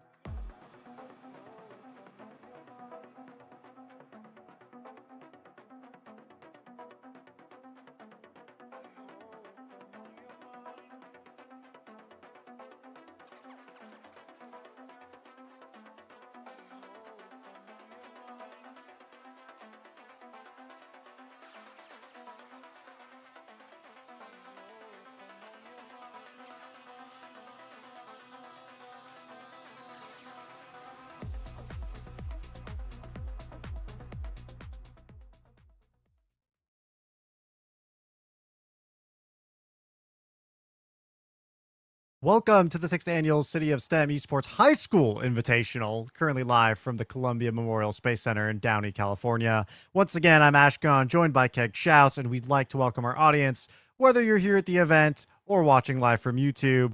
Now, let's get right into it. Teams from all over Los Angeles and Orange counties participated in this open high school invitational featuring Marvel rivals. If you were tuned in earlier, you saw just how exciting the Rocket League Final Four and Championship were, and you can expect that level of energy here in Marvel Rivals. Oh, and a quick congratulations to Bunch Middle School for taking home that trophy. Now, course. it's important to note that we have 2 returning finalists from last year's championship, and you won't want to miss their matches today. Absolutely. Thank you so much, City of STEM, Columbia Memorial Space Center, Lollipop Labs, Steel Series, and Insight. And a special thank you to Prismax as well for allowing this to be a possibility. But I just got word that we are ready for game number 1 of our semifinals. Let's take a look at Sunny Hills versus Villa Park and see what the bands look like for Marvel Rivals. Oh, looks like we're currently We're igniting the getting there. time stream. Yeah. Time stream takes a while. You know, it takes Yeah, premium I mean, fuel. You know, the cinematic universe is not easy to load into, to be frank with you. There we go. Oh, Leve Lover. I've worked with Leve. Hey, that's pretty cool. Yeah, she's very nice. Well, it looks like over- we're Okay. got So- some hovers already. We're doing the Ignite band system, and so what happens is that each team will have their own bands. And so we saw Villa Park ban out Ultron. That means Sunny Hills cannot play Ultron. But because there's the ban of the Invisible Woman from the blue side, that means Villa Park can't ban them out. The reserves in the middle means that each of these teams can play those heroes and they cannot be banned. So far, Villa Park opting to go for a Daredevil Protect, but a Wolverine ban. That's interesting. Wolverine could be, I want to say, a pretty devious pick, especially if you're going to be relying on a bunch of tanks. I think it's still % health damage, if I'm not mistaken, Keg. Yeah, there's a lot of displacement that Wolverine can bring to the table, too.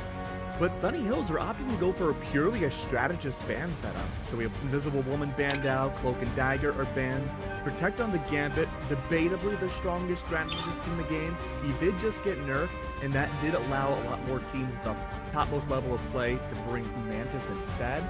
But I think for this level of play, the Gambit Protect is perfectly fine. The Doctor Strange Protect is not something you see often, but I honestly think this might be ahead of the meta. I think more teams are going to opt to try to ban out Strange in the future to deny last-second portal play. The Loki's been banned out too, so there will be some strategist backline potential that Villa Park can rely on.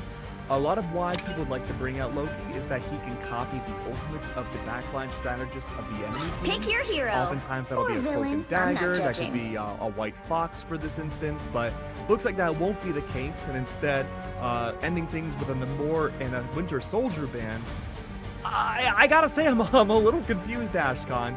Generally, we see teams ban out the Namor if they want to go for a very dive-heavy stack.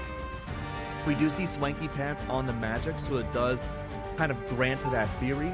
But because the Namor is banned out, that still means we could see it played from Sunny Hill's side. So they could have some dive denial against Villa Park, but it's really going to come down to how it plays out on domination here. Yeah, I mean, seeing Swanky Pants as potentially the only diver there is interesting. I mean, I've seen 30 not seconds necessarily before you that attack. it is Get the ready. meta way, but I've found some Iron Man players on this map set as well to kind of Velasco want to said I go should around stay and hit away some from flanks, but He that really was back hates you. when, you know, You his should. alternate fire was one of the Also, most I see powerful you're not taking his advice. points of DPS in the game. don't really let you know, people a little bit ago. demons tell You me what cannot to do. hurt me. But Yeah. Iron Man can still be really strong though, because his flight The can battle be starts in silent. 5, You can flank 4, around the enemy team, and 3, really, if you can 2, target somebody like that 1. Daredevil, you could distract All them you need away to from do the is majority of capture the the team mission that area. absolutely Got it? melted down by him. This is Eldritch Monument though, very wide open space, not a lot of environmental cover to utilize in big neutral fights. So these divers are going to have to rely on this right side corridor to go for the flanks and hopefully take down the strategist early on. Done. Snips here, taking a forward stance there, and that's what you'd expect from a diver. Meanwhile, it's going to be just a fight for the points in the meanwhile for the first team to lay claim before it opens up. Work early on, Lollipop getting the double KO off the hands of the Magic. They got a quad KO! Nearly the entirety of Sunny Hills gone in the very first fight. BRB Beacon from SSH was brought out, but that simply was not enough. It's everybody else forced to peel back, recall, and go for a reset for the next team fight. Great stuff out of Snips to turn that Magic into a disappearing act of the enemy team. Sunny Hills are now going to have to fight back hard. I see what you did there. Ult economy's looking good too from Sunny Hill's side. That could be the reprieve to get back into the point. Don't want to use Portal just yet. Be far too early. Shields need to come up from PPM. But no, he's just straight up attacking, whipping in for the team. Where's the backline control? It's the Daredevil from there. That's gonna be another BRB Beacon out, and things are turning around for Sunny Hill's side.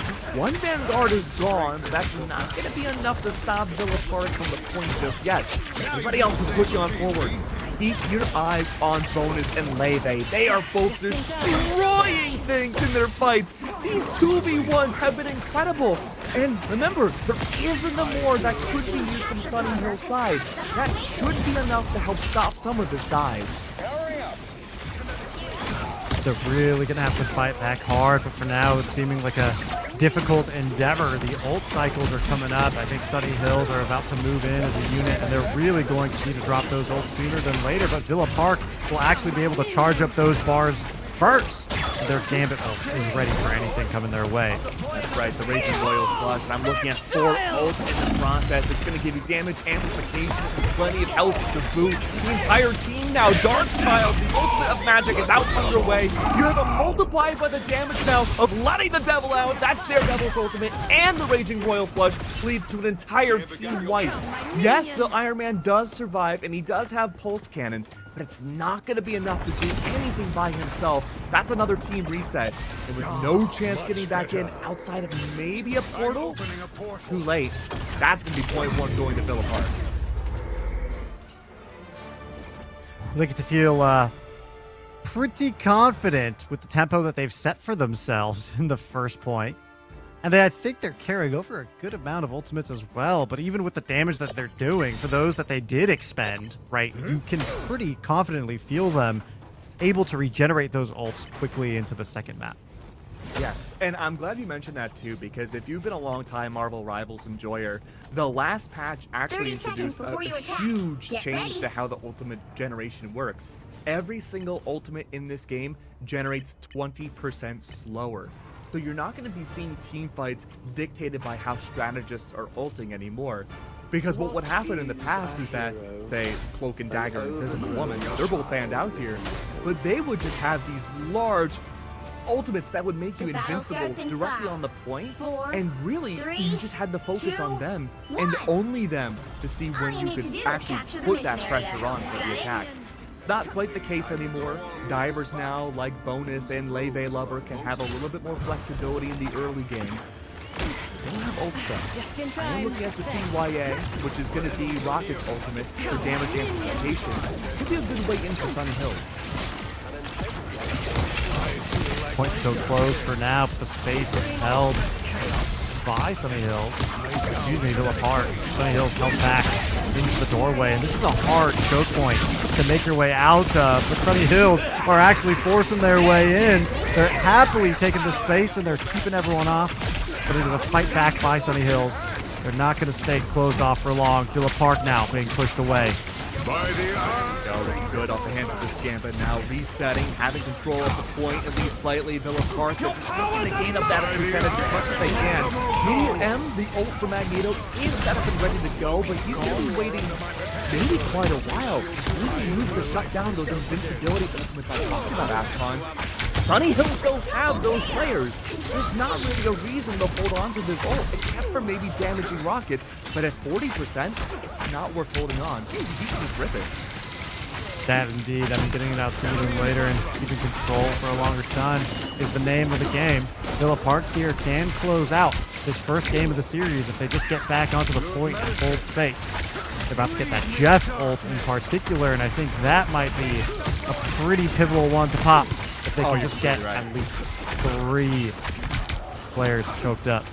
completely right, my friend. There's a lot of environmental ground below. A giant hit that this ult could pick people up and send them into the ether, forcing a KO out. Raging Royal Flush underway. Things are looking good again, but he's going in PM. Excuse me, he's going in deep. You do not want to be in a position like that as a Vanguard. The back line needs your help.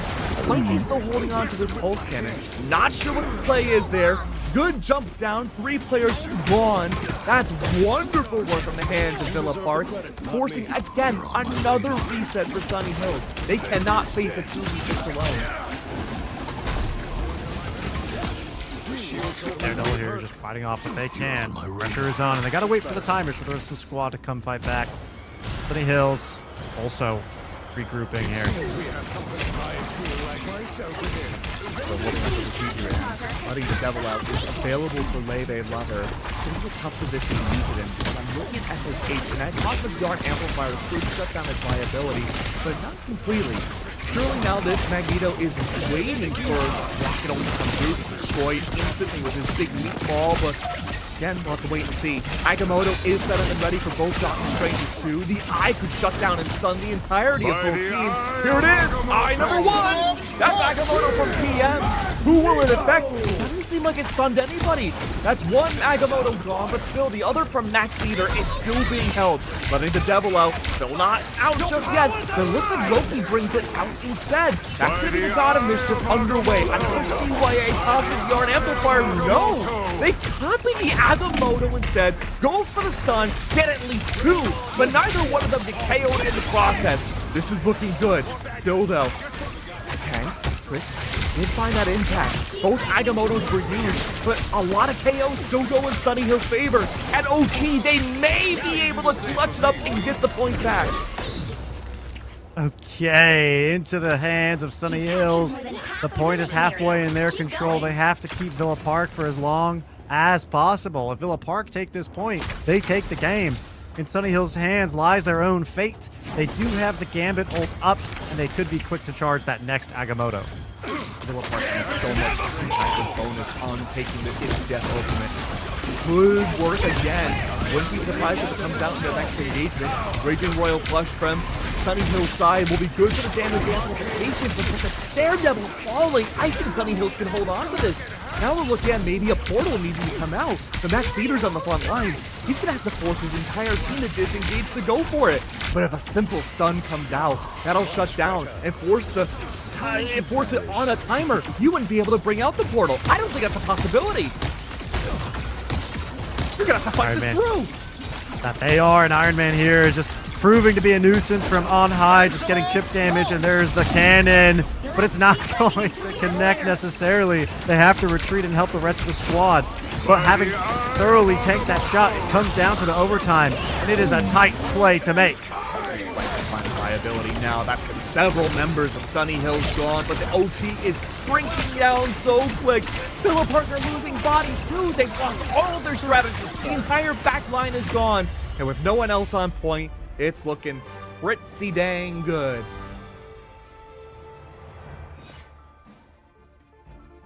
Oh. Want to see the confirmation? I believe that's game 1. I think so. No, I apologize. I thought for sure it was Villa Park taking it, but I didn't want to make that call right away. So it is 1-1 now.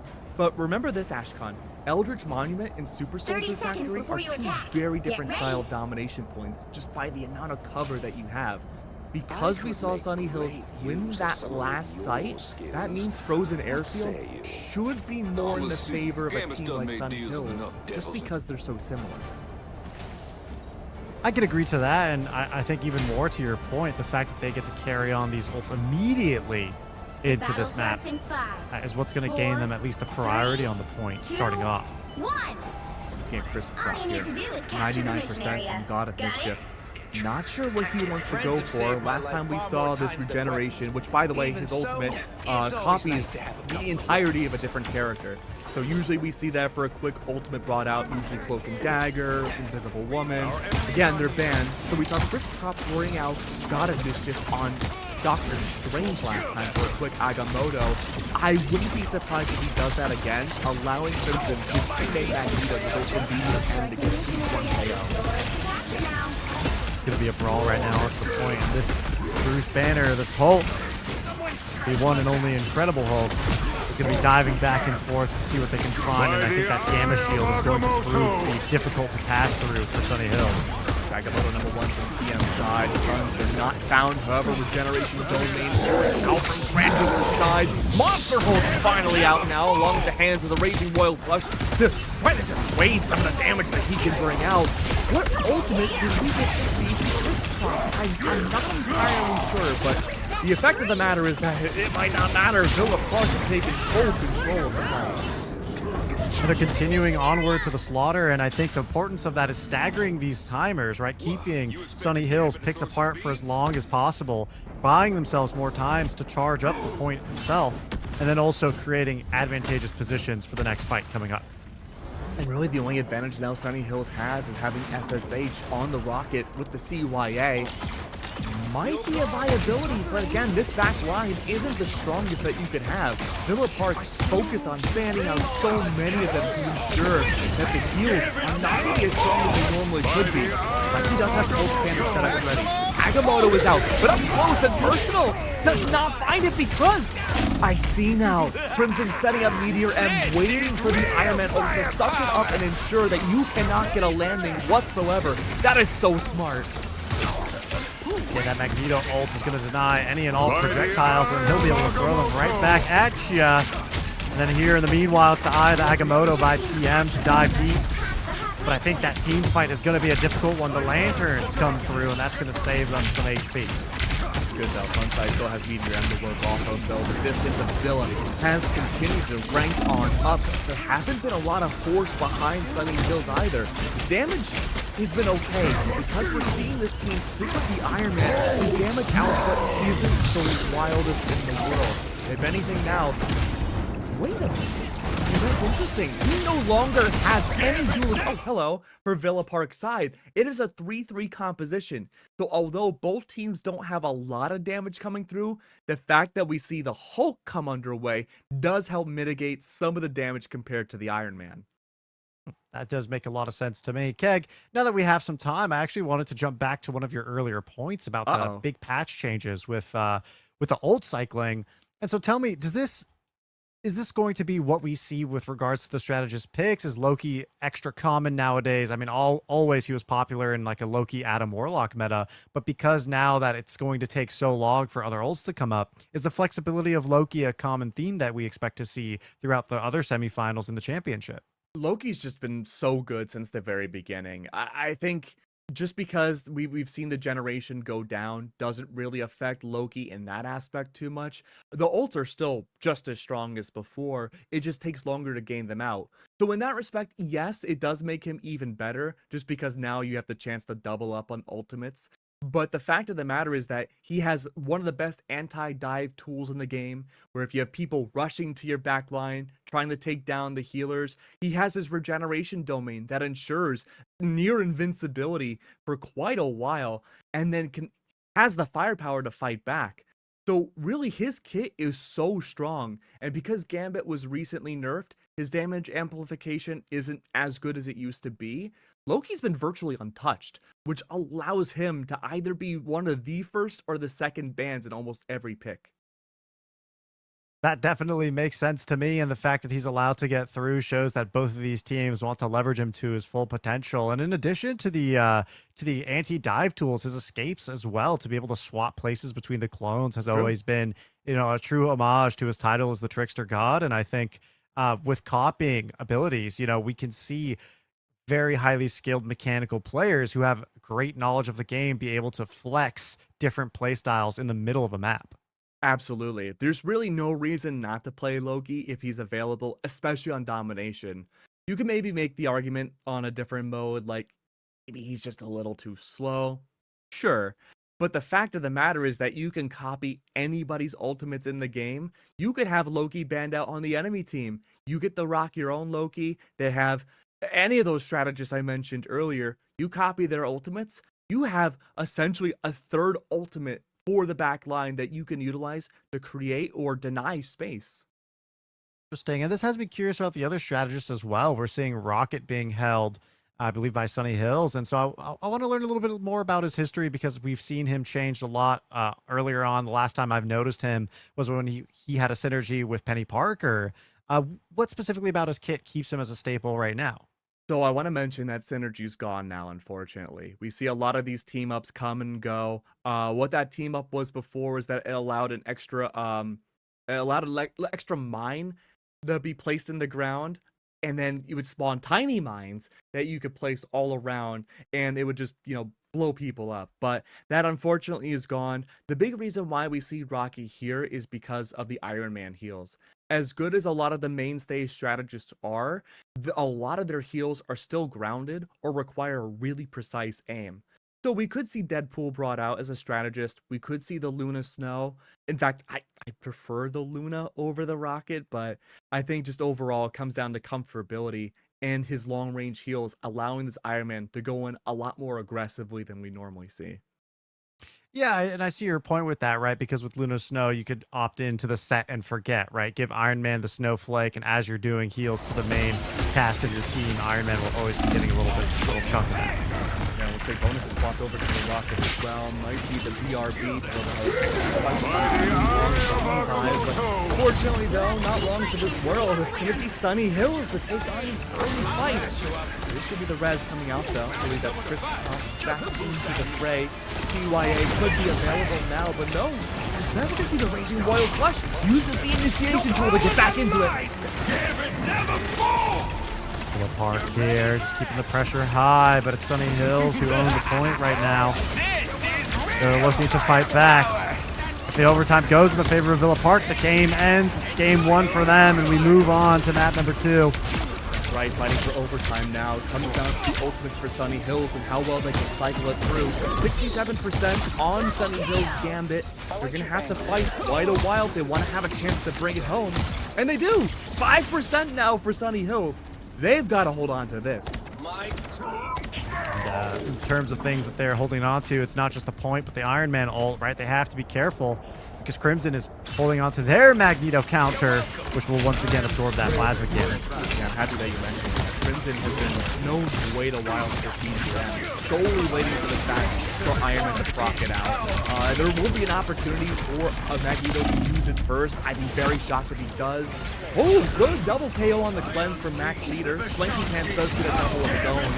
Raging Royal Flush underway. You'll have to find a way to remove Crimson and force a KO off of them for Swanky to use his ult, but both these players have to wait. Love what we're seeing now from the Monster Folk, slamming people around. That's Swanky gone. Really great for the Iron Man counter. But all the while, it's still going up in the percentage points. 50% now for Sunny Hills. They'll have to hold on for an extra 40 seconds if they want a double OT.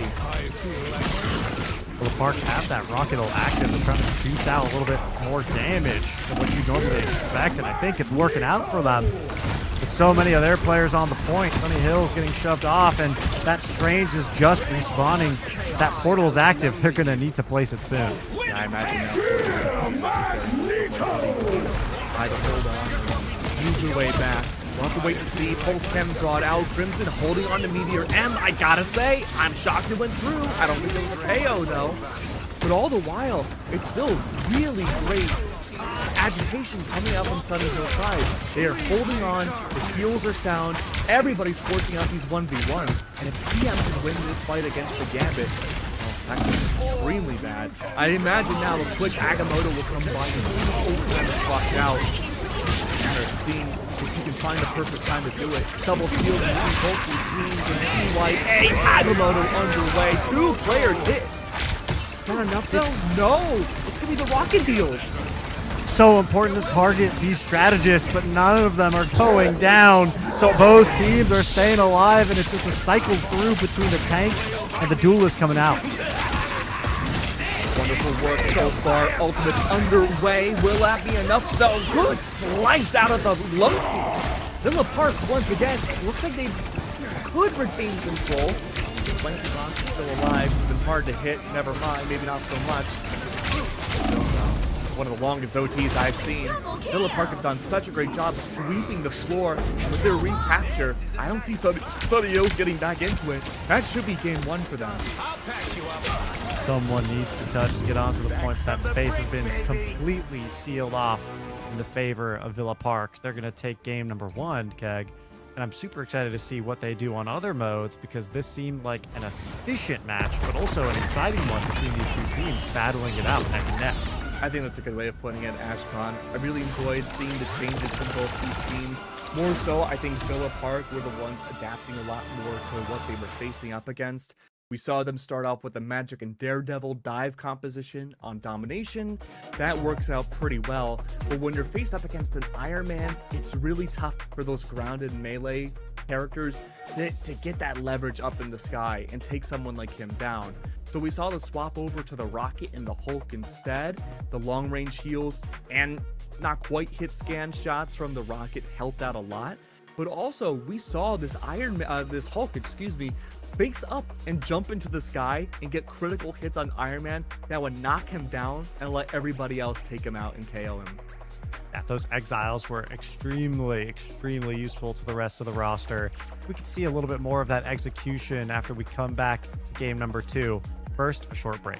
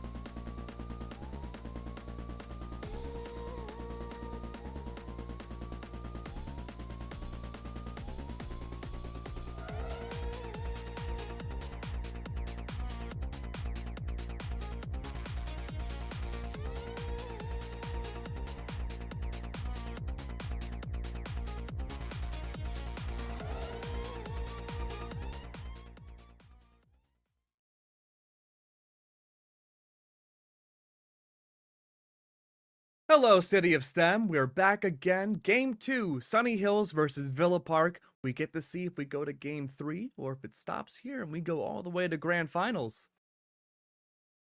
Heck, I'm really excited to see what these two teams bring to the table once again. It's another game mode this time as we shuffle through them.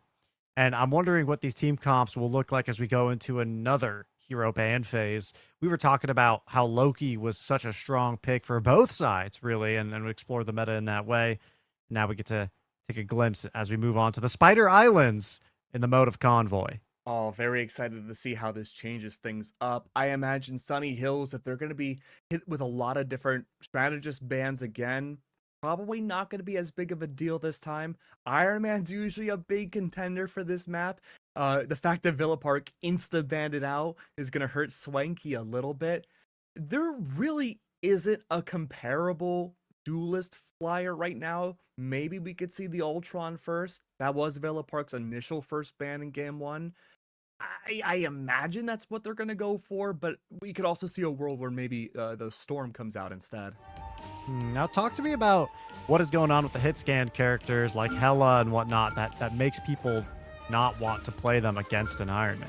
It's not necessarily against the Iron Man is the issue. It's that Hela is super slow now, and there's just a lot of power creep characters that have kind of caught up to what made Hela so strong in the early parts of this game.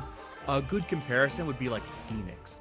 I would love to see a Phoenix come out because that would be the answer to the Iron Man. That would be really a better solution than I would say the Winter Soldier. But it looks like that's not going to happen just yet. We'll have to wait and see if it gets banned out. Interesting. And would you say that Punisher is in a similar scope to Hela with the power creep? Punisher's good still. I think a lot of teams, if they've been watching TikTok a lot, we'll see a lot of people use his, his repel into the back line with a lot of velocity and shotgun away to one-hit KO the strategists. That's been something going on a lot recently, but again, a lot of it just comes down to mobility.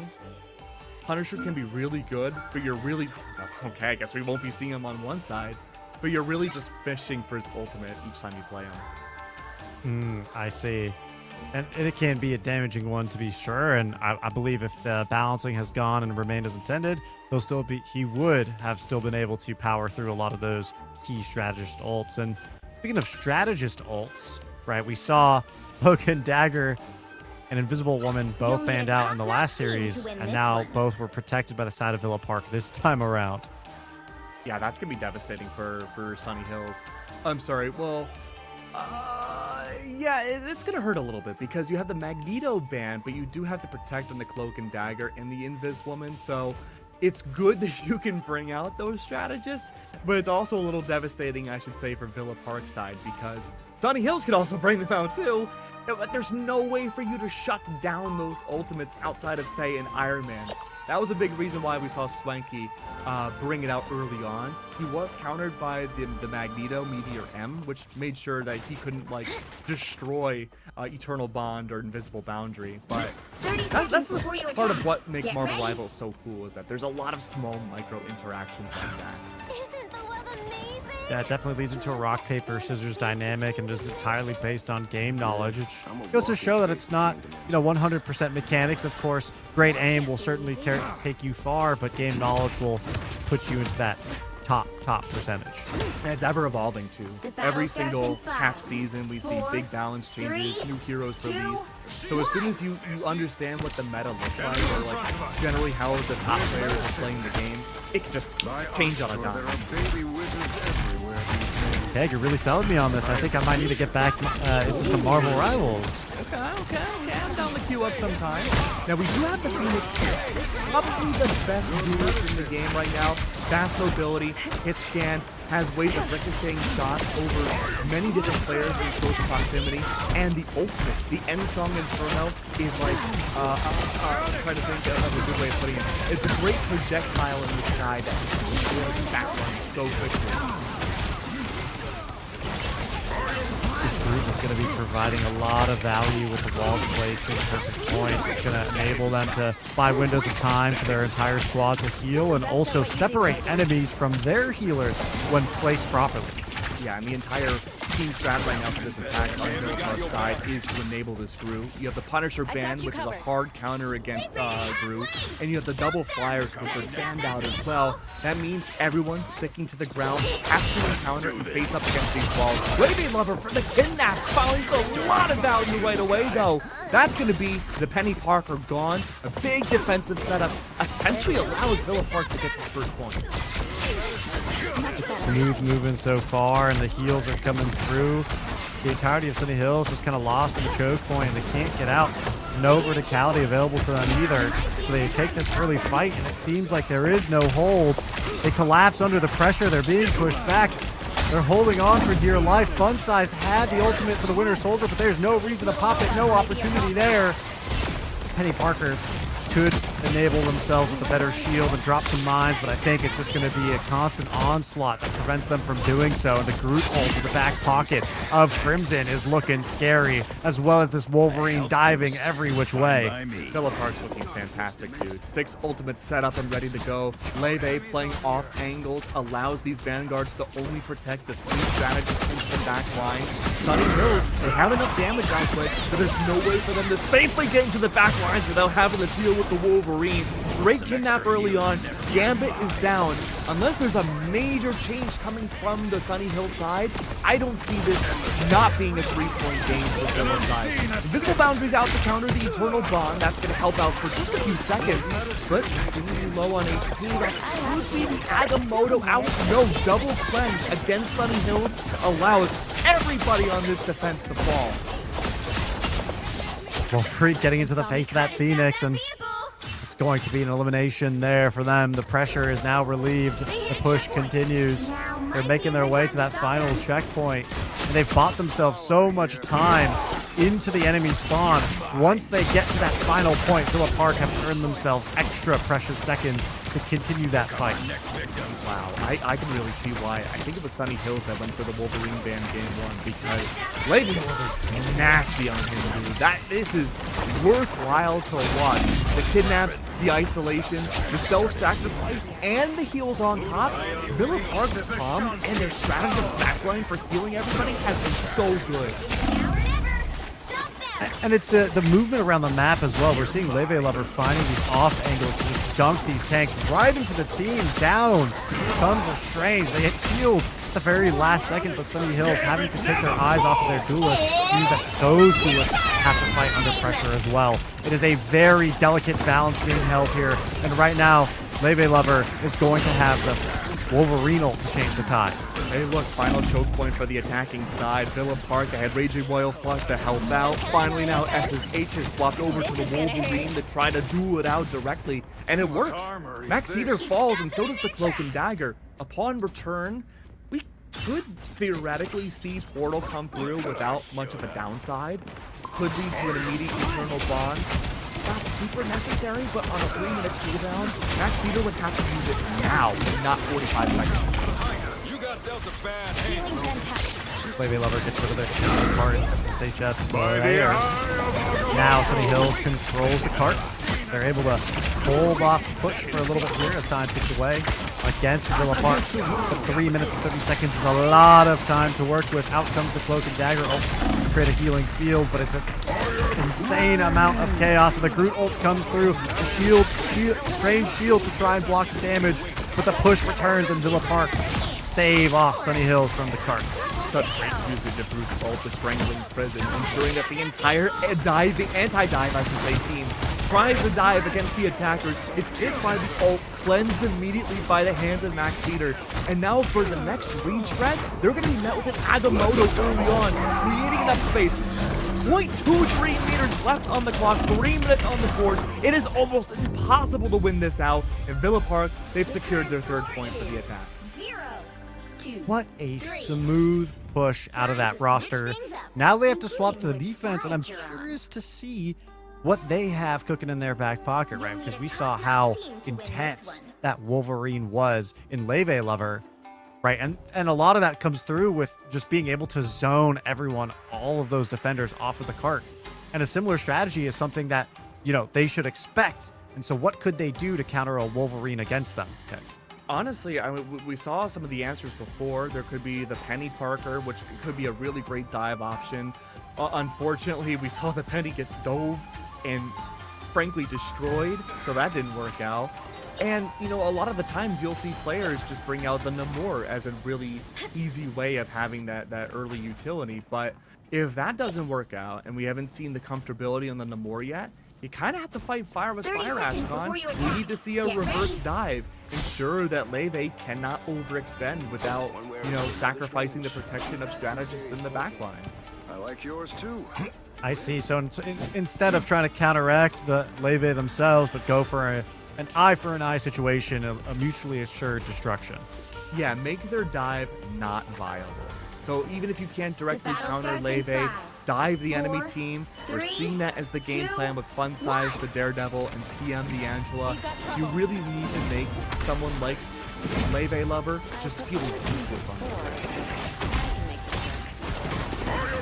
That's an early fight. The walls to block off, and a little bit of verticality from jumping up and down. Fun Size in a bit of a risque position. They make it back down to the healers just in time. Just in time, absolutely. Things are looking good so far from Sunny Hill's attacking side. We have swapped sides, by the way, in case you are new to this style of build. They're looking to push this little robot, the spider bot, to certain points of the map where you do get more time on it, and you get 1 point. So the goal now for Sunny Hill is to go to all these checkpoints, bring it 3 points, and then fight for overtime. Little Park here, if they actually deny any of these checkpoints, even a single one for the entire duration of the next 3 minutes, it's going to be a guaranteed map number 2, game number 2 victory. And that will actually conclude the best of 3 in their favor. That's right. Things are already looking pretty good for their side. It's just a matter of time for Miller Park to continue it. Visible boundary is out. Strangling Prison could very well come out any moment. Sunny Hills, they're still in spawn. They're being held. Oh, meltdown! Wonderful work from Leve Lover. The anti-dive didn't work. So now the solution could be just to go for high damage. Fun Size swapped from the Daredevil to the Winter Soldier just to try to 1 or 2 shot Leve Lovers. Yeah, something's got to give here. And in this case, it's going to be the character picks. Thor as well, it seems like, for PM to try and zone the defending players off of this cart so that they can at least channel it to their team and get it pushing. That's going to be another BRB. Red is out. Ben is back into the fray. Raging Royal Flush is already used up. PM swaps to the Thor. Has a little bit more duelistness on the plunge. There's a minute and a half left on the clock. And even then, the Cloak and Dagger for a triple KO. Everyone on Sunny Hills falls again.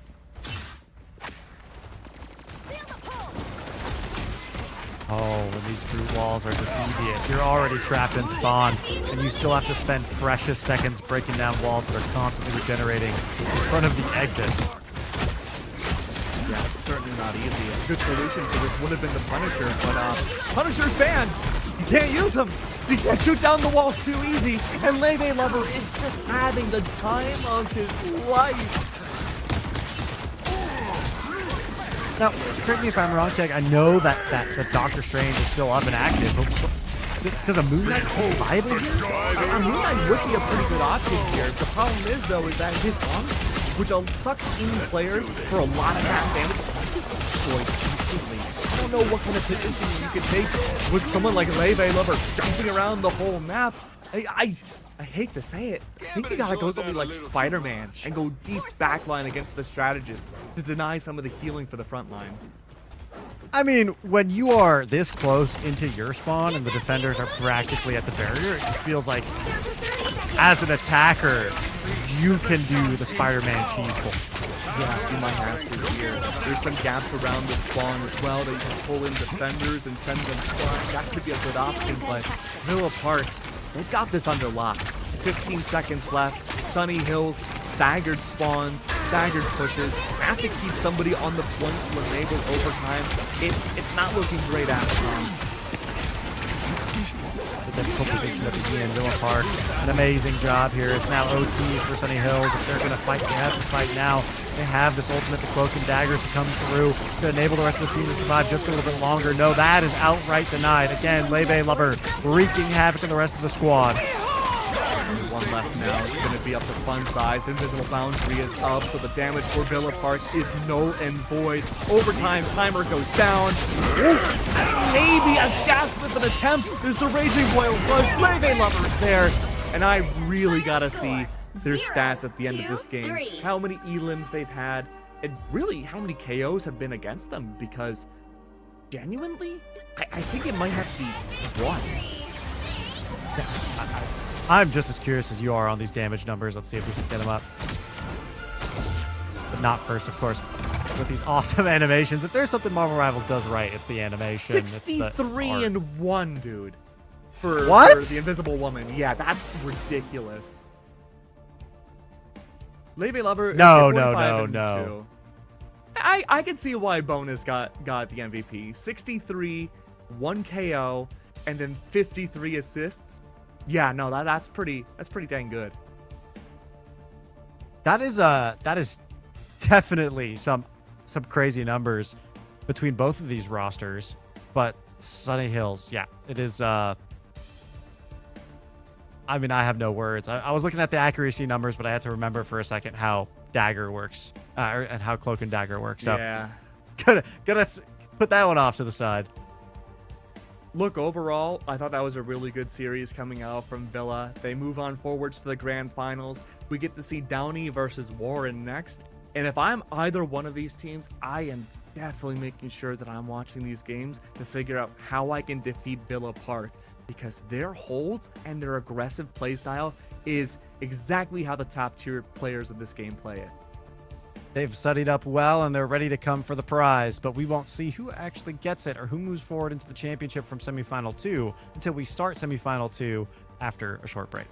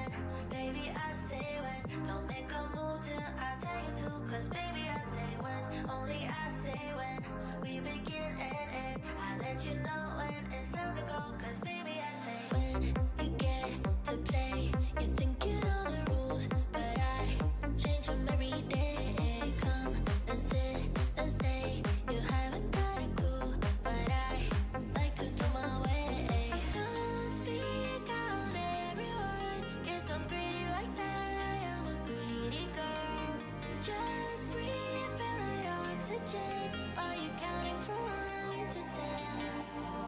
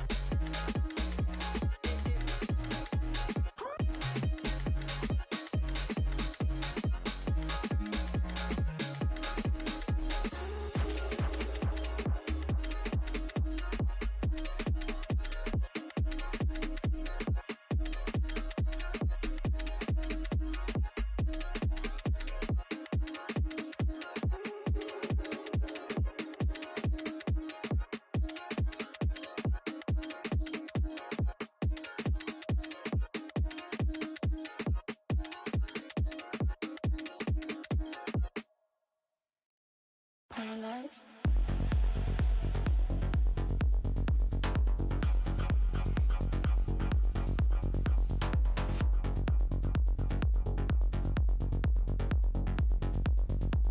Sticky sweet.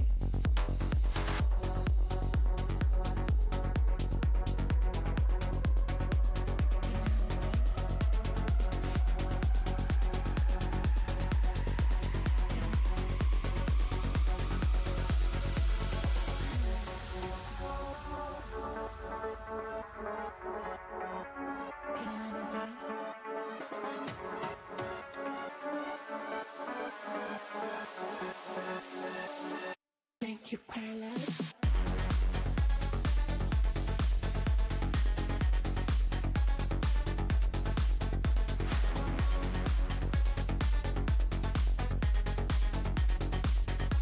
Make you paralyzed.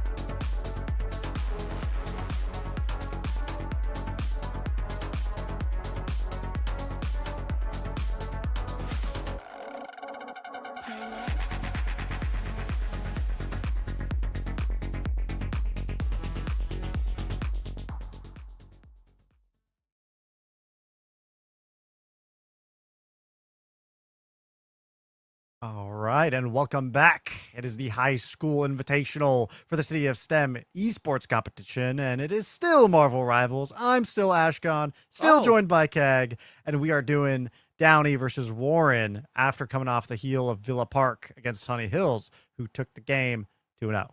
I got worried for a second that you were no longer Ashcon. I would not want to have been in this lobby then. But it seems like we had the real deal here, the real Ashcon. I wouldn't want it any other way. And I just got word that we are heading into our next first matchup of Downey versus Warren. Very excited to see how this plays out. We had very interesting bans when it came to our last series.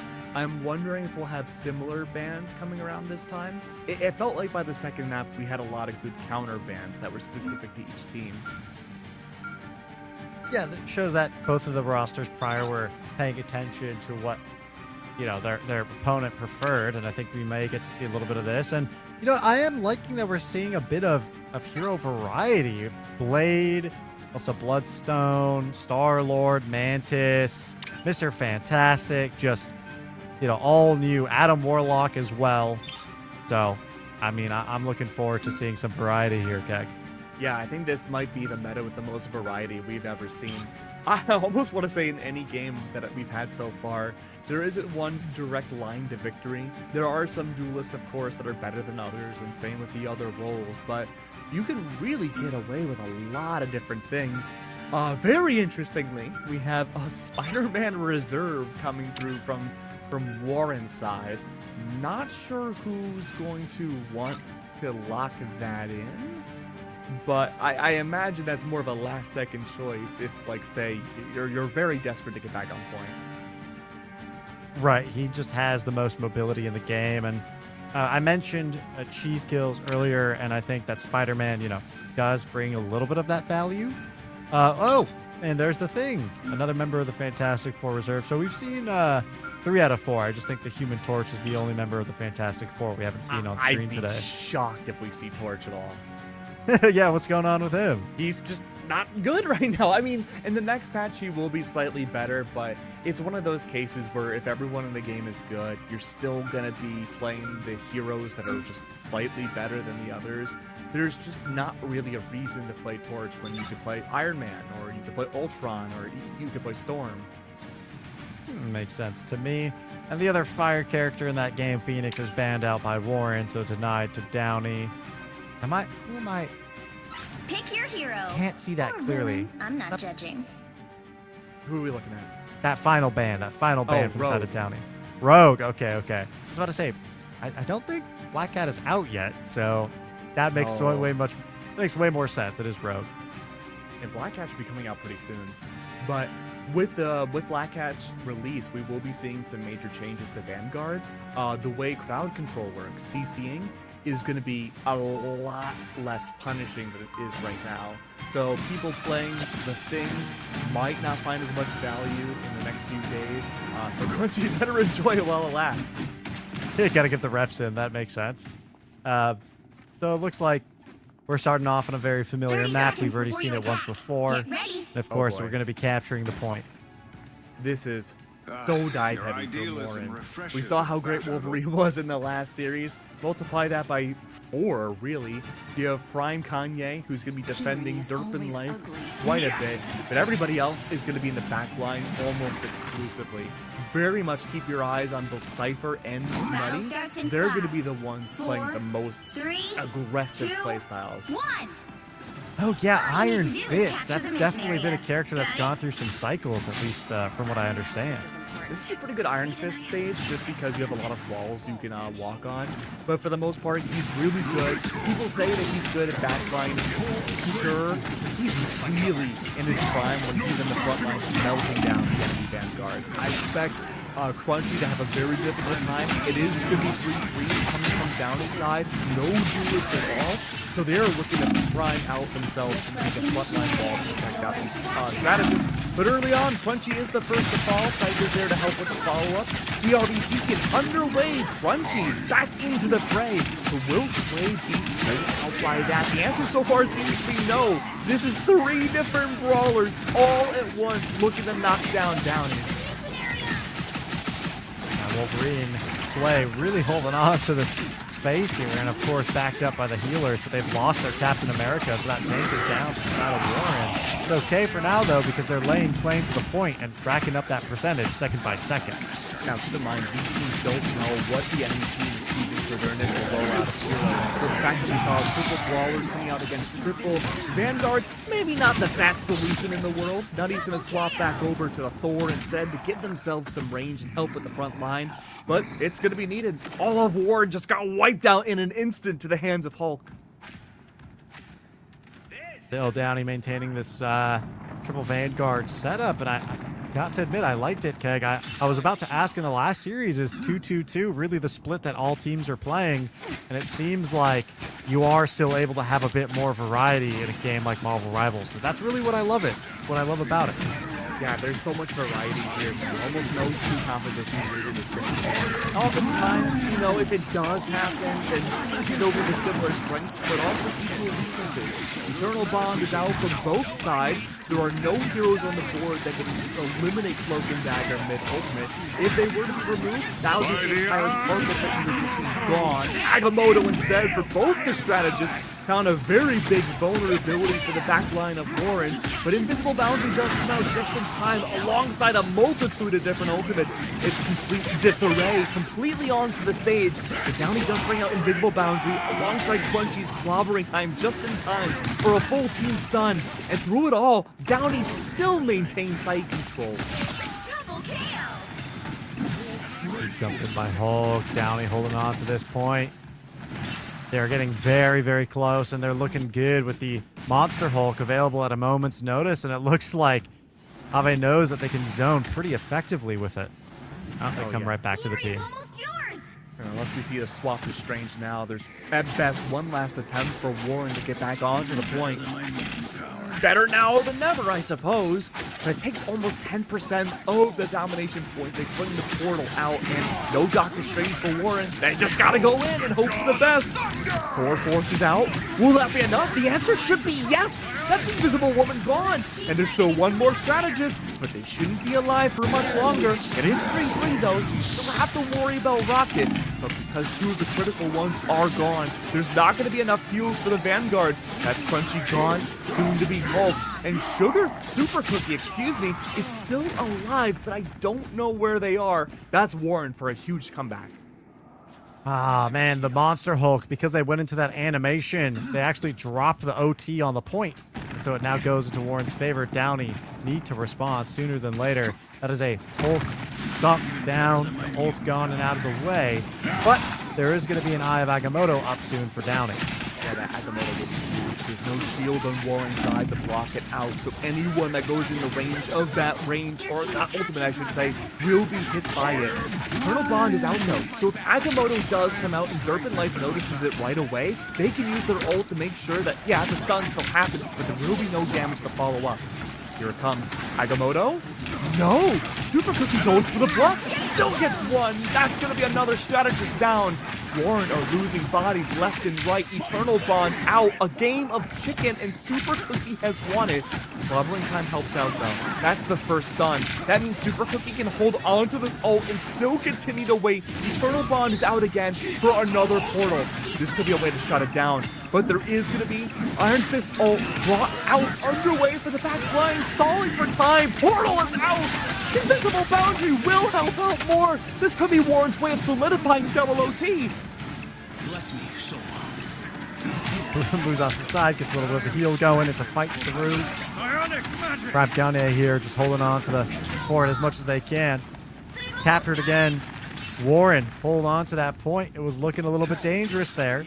But now they're making their way up to force an OT. But what they don't know is that because they've invested all of their ultimates into that last fight, Downey now have the opportunity to come in with a flurry of their own.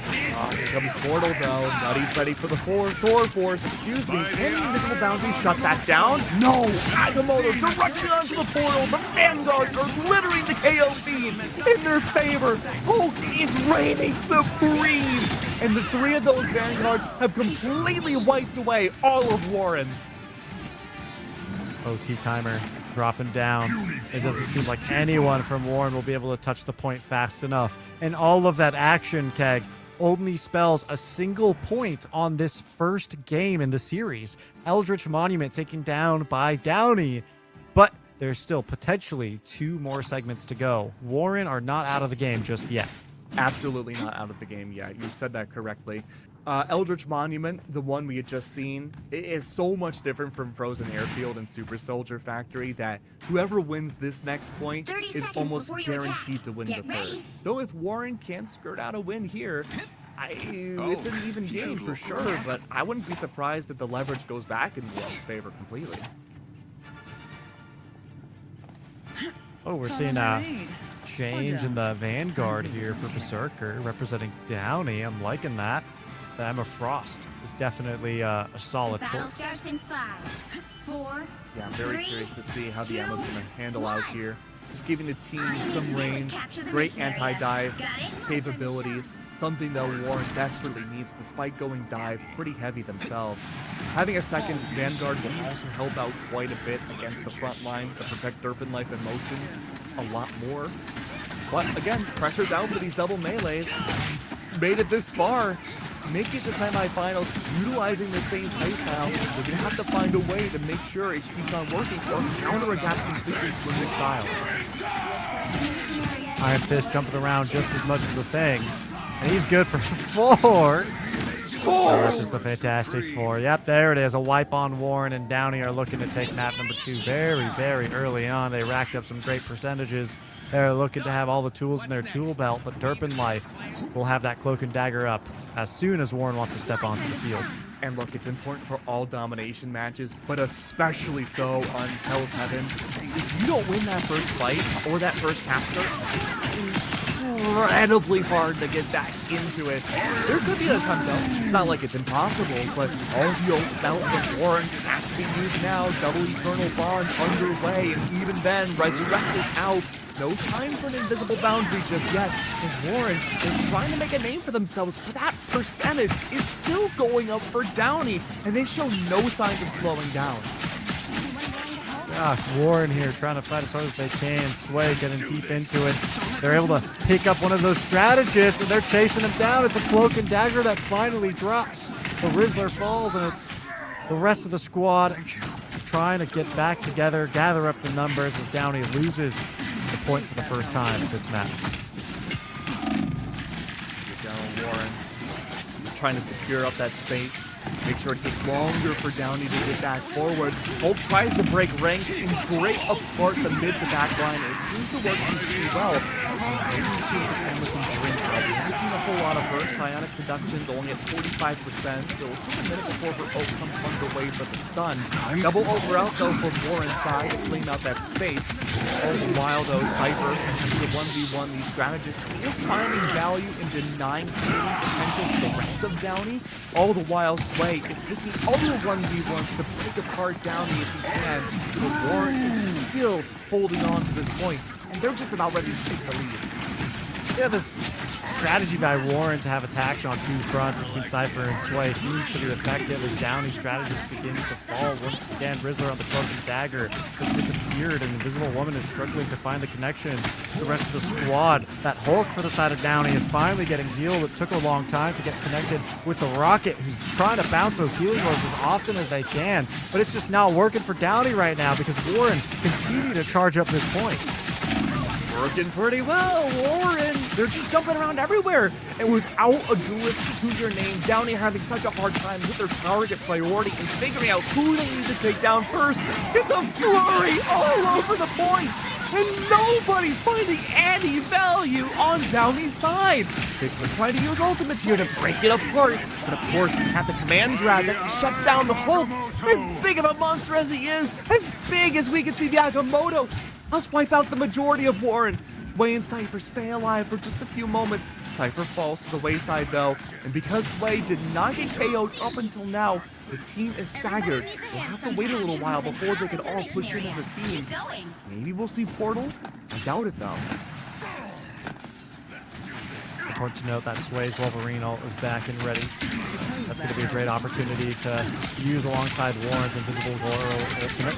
Get a nice healing circle around, but they're going to be denied the space just a little bit longer. It's hard to get out of that chokehold, but if anyone can do it, it's Sway and Cypher moving as a unit. Good, I like the heal coming out from both sides. The Eternal Bond wielder from the Cloak and Dagger and the double Invisible Woman should help out well. Invisible Boundary is up. It's a Venn diagram directly on point. Warren fighting for overtime now. It's the strangely imprisoned from Groot has to stun out the majority of Downey and take down critical players. 2 of the strategists gone, 2 vanguards to the wayside, and it's up now to the Hulk just to hold this point a little bit longer. But Warren takes it back for point 2. That sends us to point number 3, and you were saying it yourself that whoever wins Hell's Heaven are looking great to win the 3rd. Yes, absolutely. We see Frozen Airfield and Super Soldier Factory act pretty similar. They have very similar environmental cover and just similar snowball potential. Hard to say. I want to see some adjustments from Downey's side to be more anti-dive. I don't think Triple Vanguard is bad by any means, but Maybe, and this is risky. Going, yeah, I was gonna say moving to a Namor would definitely be a good solution here. Also, moving away from Cloak and Dagger to a Luna Snow does opt for a little bit more mobility for the strategist backline and the anti-dive freeze that she can bring out. I think these are some pretty good adjustments from Downey. 4, Yeah, you got to include the Punisher in on that one as well. They'll be able to melt pretty much most of Warren's team. And I think you were saying earlier that Punisher's a great counter to group. Yeah, you can just destroy his wall almost instantaneously. It's the fastest hit scan in the game. This way making that first contact here on the point, but we still got 15 seconds before the territory actually unlocks and is able to keep playing. invisible? Yeah, I like the idea for Crunchy here. He's not going to focus on the front line nearly as much. Him and Warlock are going to be on anti-dive duty, specifically Cypher. You're pretty good about taking down both of these divers when it comes to the Montrose, these tiny little octopi that Warlock can bring out, and having the Punisher on top is just going to be icing on the cake. Fortunately, though, the ultimate KOs don't go in Downey's favor. That's going to be the majority of the team gone. A quad KO off the hands of Sway. And despite all this anti-dive, Downey still need to find an answer, and that could be the swap to Moon Knight. I mean, it was just such a big ultimate, and given the space, what can you do to avoid it, right? I think if they can find their way back, Downey just needs to make a quick adjustment and eyeballing those calls and watching the movements. Having the anti-dive there is great and all. Now, the switch to Moon Knight from Punisher, I think, is definitely an interesting one. Yeah, still really good anti-dive capabilities, a lot of AoE. Could be good to help remove some of this pressure off the front line too. You really don't want to be spawn held here if you're Downey. Anything to help break apart the insurmountable amount of shields that are coming through. Because all things considered, having the Iron Fist and the Wolverine, if you're getting these isolations and not KOs, you're really not doing a lot of damage overall outside of Nutty's ult. Double KO off of that is huge, but you can't rely on that all the time. Downey really needing to take their time out of the spawn here. They do have the Monster Hulk up and available. They will have the invisible barrier as well to come up soon, alongside that bond between Cloak and Dagger. But even so, I think what's really scary here is, again, that Venn diagram you were talking about yourself is more than enough to buy time. So the staggering of the strategy skills, I think, is the most important thing for Downey to communicate. Yeah, you really don't want to double up on them either. Rizzler has Eternal Dawn being brought out, and unfortunately with the Invisible Boundary, Invisible Woman falling in the meantime, that means there's a gap where there will be no strategist ultimates. They will overlap, which is good, but there's no concurrency either. You don't have invincibility for the longest time. But Warren are losing players left and right. That's going to be the Iron Fist ult brought out, and with just bits of HP left, he is able to bring it back into the fray. Invisible Boundary is out. This could be a moment for Downey to reclaim this space, but they're going to have to take advantage now. And they do. Just by the skin of their teeth, Downey keep themselves in this series. Warren at 99% are eager to get back onto that point, but they may not have the tools to do so. Meanwhile, Crunchy in their back pocket is going to have the Eye of Agamotto, and I think, if I'm not mistaken, will have that portal as well. There will be an opportunity to use this portal. Crunchy's already on point, doesn't need to use it just yet. We haven't seen anyone on Warren rock the Strange yet. I imagine now it could come out off the next KO. Maybe? It really depends on what the ultimate scaling looks like here for Warren's side. Gotta say though, right now, Sway's been doing a great job with the isolations again. Not necessarily finding the KOs, definitely important as Rage builds up on the Wolverine. Downey for a meltdown! Double Vanguards, double KOs, Warlock especially coming to full fruition here. Love the changes that we're seeing from Downey's makeup. I'm not going to lie, Keg. It was an impressive fight for them. I was a bit worried when Crunchy went in, popped the Eye of Agamotto, and nothing really happened to Punisher to follow. But they recovered swiftly and, of course, found a victory here. They're charging up, and they're past the 60% point, and they're pretty much positioned to maintain it for the rest of the round.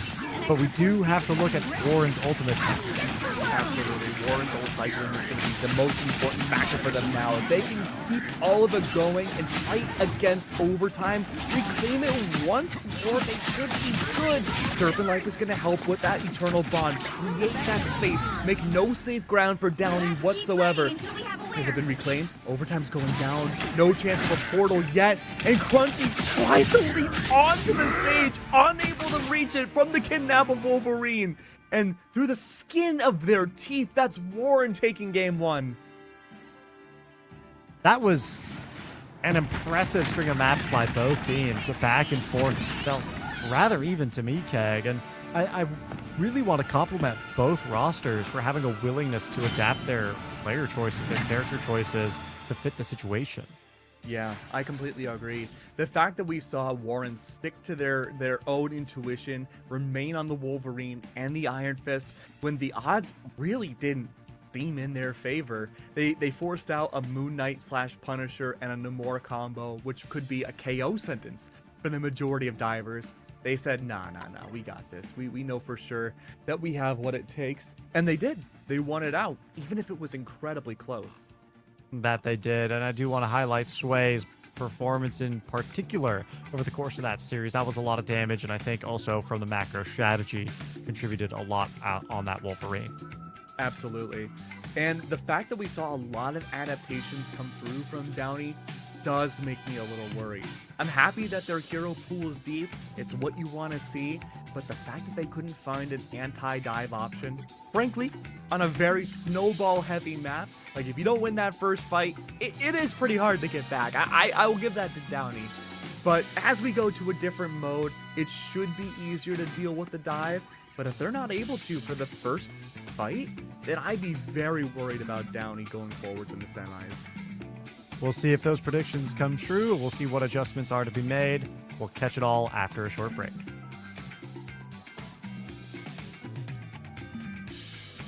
Oh, I guess there is no break. We're heading into game number 2 soon. Let's that's go! news to us. That's right, all gas, no breaks. We're going to see, hopefully soon, we'll get into our next matchup. I imagine for target bans, it's a tough position to be in because for very aggressive teams like this in pro play, if you're able to just find so much value on like an Iron Fist Wolverine combination, yeah, you could ban both of those two duelists out, but there's still a lot more viable options that could be played in replacement to them. You're banning the symptom, not the disease. So it would be worthwhile for Downey not to fall for that trap and not ban out either one, or maybe at most one of those heroes, but not both. There's a low-key target from Warren.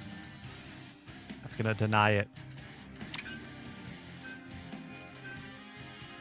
Okay. Oh, Venom, I think, is definitely can be a strong dive for sure on this kind of a map. Yggdrasil is certainly one where Venom has shined for a bit. I'm surprised that we do get to see the Venom ban, considering, well, it makes sense that Downey doesn't want to play against Dive if they can help it. But Berserker locked in the Lord Jeff. That's max level. You would think that they would want to play around the Jeff Venom team up. Could also be like that is maybe just the one character they may not feel comfortable around. We'll That's see. true. There, Namor is picked in though, or protected, so at least have that. And Downey's starting on defense here first, so opting to double down on their defensive setup, having the Namor for the anti-dive would be a solid start. Warren did struggle with the Hulk for a little while in game 1, so banning him out I think is a pretty good target choice.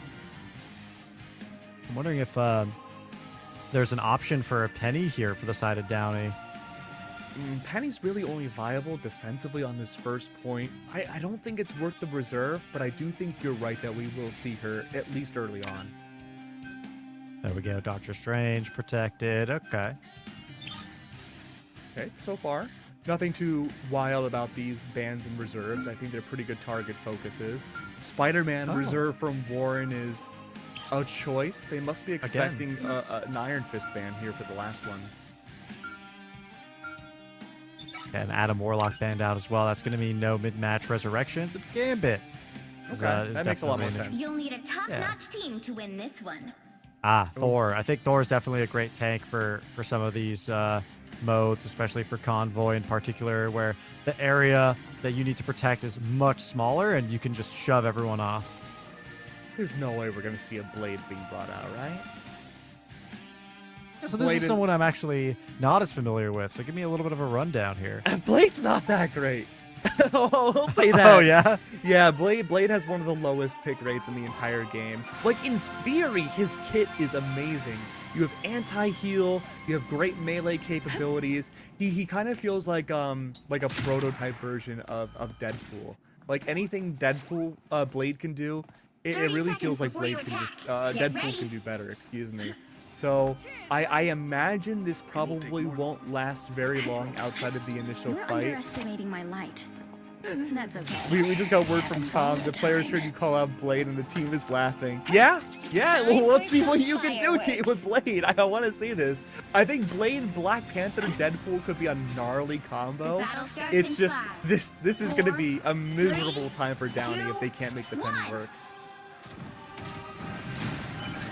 You need to stop that vehicle. I think it was Oh, come on, Warren. No commitment here, huh? No commitment. They played it safe. Fine. I see how it is. I mean, that's fair. When you see the penny, you kind of don't want to start with the Black Panther, I think, and a bunch of melees diving in. Yeah, Black Panther can be so good, even as anti-tank, if you have a lot of tight corridors to work off of. You just felt point one sort of past that, but really you're looking towards the final point to bring out the PT.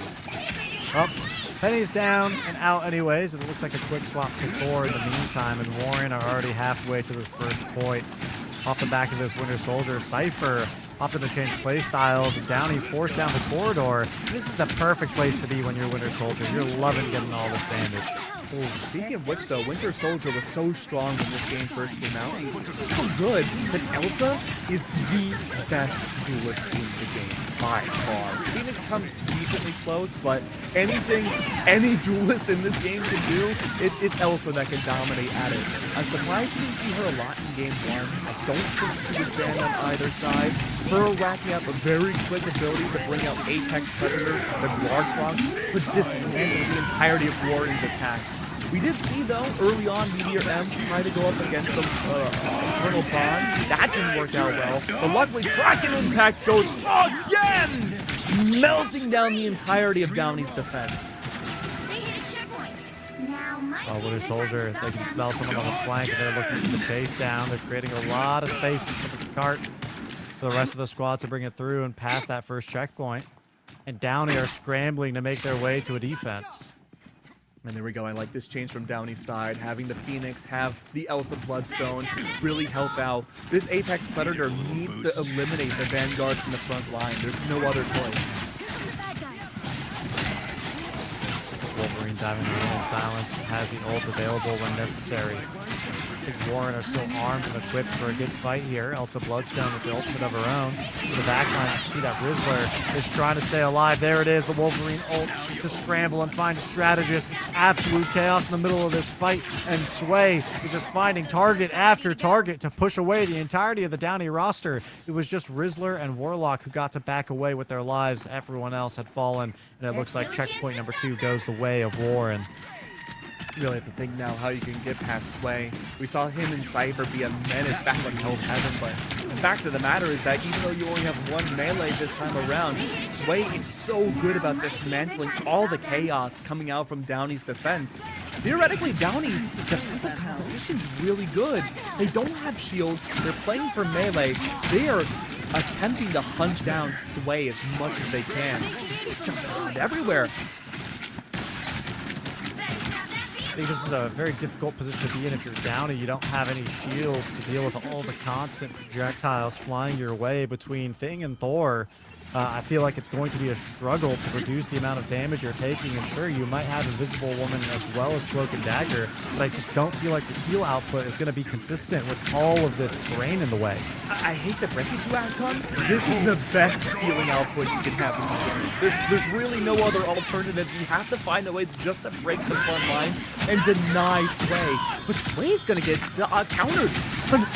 on Downey's Wolverine, and they swap over to the Phoenix just so they can have the End Song Inferno ultimate at the very end of this round. But because of that, you're not going to have as much mobility. Cypher swaps to the Spider-Man for the backline control. This choke point's working really well for Downey. He stopped them in their tracks.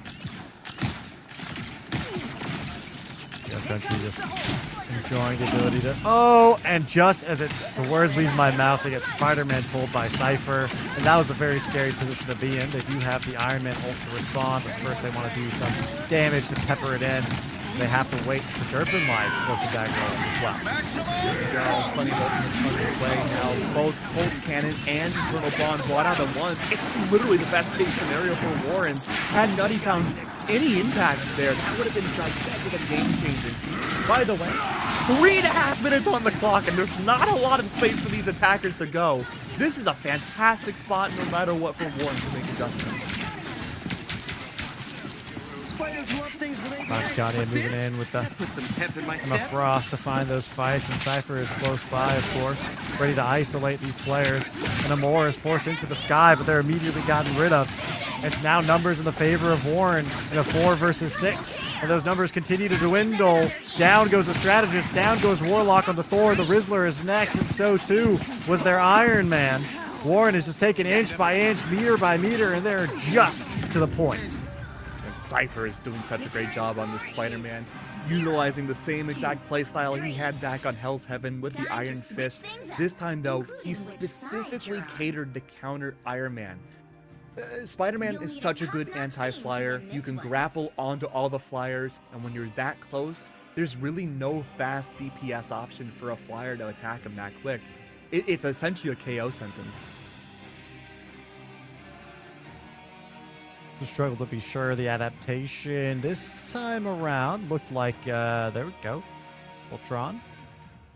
Warlock covering that as an opportunity, and I think, you know, Keg, you were speaking to the strength of that strategist in particular. Yeah, Ultron's had a scary time in recent memory, but recently people have learned to adapt around utilizing Ultron with his recent buffs. He does give damage amplification now. He gives double drones, 30 which seconds before you consistently attack. heal Get 2 ready. different players at once. But most importantly, he's the exception to the rule when it comes to Spider-Man versus Flyers. He can back away. He has a good dash, kind of like Human Torch, but unlike Human Torch, as a strategist, he actually has good attacks. Oh, poor Human Torch. The He'll be battle part of the... starts in 5, Right now, he's just 4. 3, Nothing fantastic about him, but Yeah. maybe in the next patch. Maybe. They did buff him a little bit. I think we could see more viability with him in this next patch. Pretty much whenever he dashes, he auto reloads. So he'll be a much faster, I think the fastest attacker flyer in the game. So that gives him some sort of special. That was dangerous for how they won there. You know, almost got pulled away and isolated. Oh, Spooky is certainly in an isolated position here against Cypher, who wants to get away with their life. That they do, where they're able to web swing away. That's what you expect from our New York players. Web had we move into an early advantage for Warren, but I think Downey have this part on lock around the corner. There's one Vanguard down from Warren's side. Not a big fan of the defensive Spider-Man. I definitely think that's a bit of an ego pick. But it's not uncommon for first point EHSL either. It can work. Plenty of far-reaching health packs for him to utilize. Put less pressure onto the strategists who are healing the front line non-stop. It's going to come down to this invisible boundary from Warren's side, along with plays End Song Inferno to find impact. If it doesn't, I'd consider maybe a flop. Downey able to continue to press the attack, and they're about to have a wave of ultimates up soon. The Moon Knight ult in particular is going to be effective at claiming the point. No, they're not even going to need it. They take the fight in a sweeping victory, and Warren fall back to the second checkpoint. There we go. We need to see major changes now from Warren's side. Just because the defense was shaky for Downey doesn't mean it's going to be solidified for Warren. We'll see this a lot where teams have really good attacks, but defense on both sides doesn't end too well. But if we don't see big changes, Astron, that pretty much guarantees overtime. Wolverine's ult and ready. Abe Downey on the attack right now. He's able to make quick work of the enemy front line. Magneto is constantly getting shredded, and I'm not sure if it's coming down to a spacing issue or a healing issue. Warren have to find their adaptations soon. Yeah, I think it really comes down to Cypher needing to step up and find more viability here, trying to isolate out these strategists. He does cause some chaos, and people think that Spider-Man needs to put up numbers. Not really, as long as he finds viability on his ultimate, the spectacular spin. That's really with the majority of the damage. He just needs to get the final hit and just wade away the back line. Fortunately, that doesn't work. Still has spectacular spin available. Meteor M's out alongside Eternal Bonds are down the side. Psionic Seduction, though, and a double Meteor M looking to cancel something out from one side or another, but it's just a whole lot of colors coming through, and unfortunately, all these ults from Warren are not finding viability up until now. Cypher's finally good for 2, and there is the follow-up off of the Eternal Bond, I'm sorry, the Invisible Woman wielder from Warren's side. That's going to help out quite a bit. But look at that timer. Downey's still got a lot of time to work with here. Downey on the attack have lost the thing. That's one of their vanguards. Delayed in the arrival for the next fight. Warren owning the cart to push it back slowly. But this is a very awkward position, right? They need to watch for the flanks coming out that are potentially available on both sides of the cart here in this segment of the map. And when Downey have, someone like Moon Knight who can float around, it can feel pretty threatening. Oh, I like this. Hand of Khonshu using the leap coming in from Warlock's side as an initiation point. Already heavily damaged. No chance to heal. A meltdown up against the entirety of Warren. That was such a great comms play from the attacking side. That might be the cleanest team play we've seen today. It's just Cypher here on the defense, but there's no fantastic goals that they could find. Boundaries out. Double boundary. Off of the hands of the portal from Nutty's side. I'm a little concerned about this Spider-Man. I don't think the viability's necessarily there just yet, especially when it's close quarters. But Sway swapping back to the Wolverine.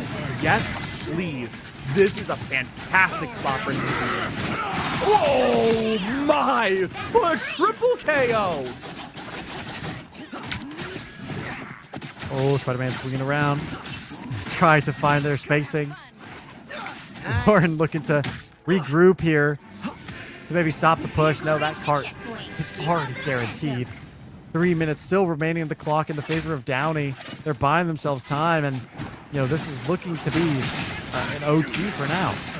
They were great about shutting down Sway's Wolverine the last time we were on point 3 on his own Wolverine. We could very well see that again. Remember, we just talked about Sway getting a triple KO off of his ult. He already has ult again. No big deal. Is he going to use it? Is it another triple? Oh, yeah. That's immediately. Maybe a triple? No. Honestly, though, a double, not bad. I'll take that.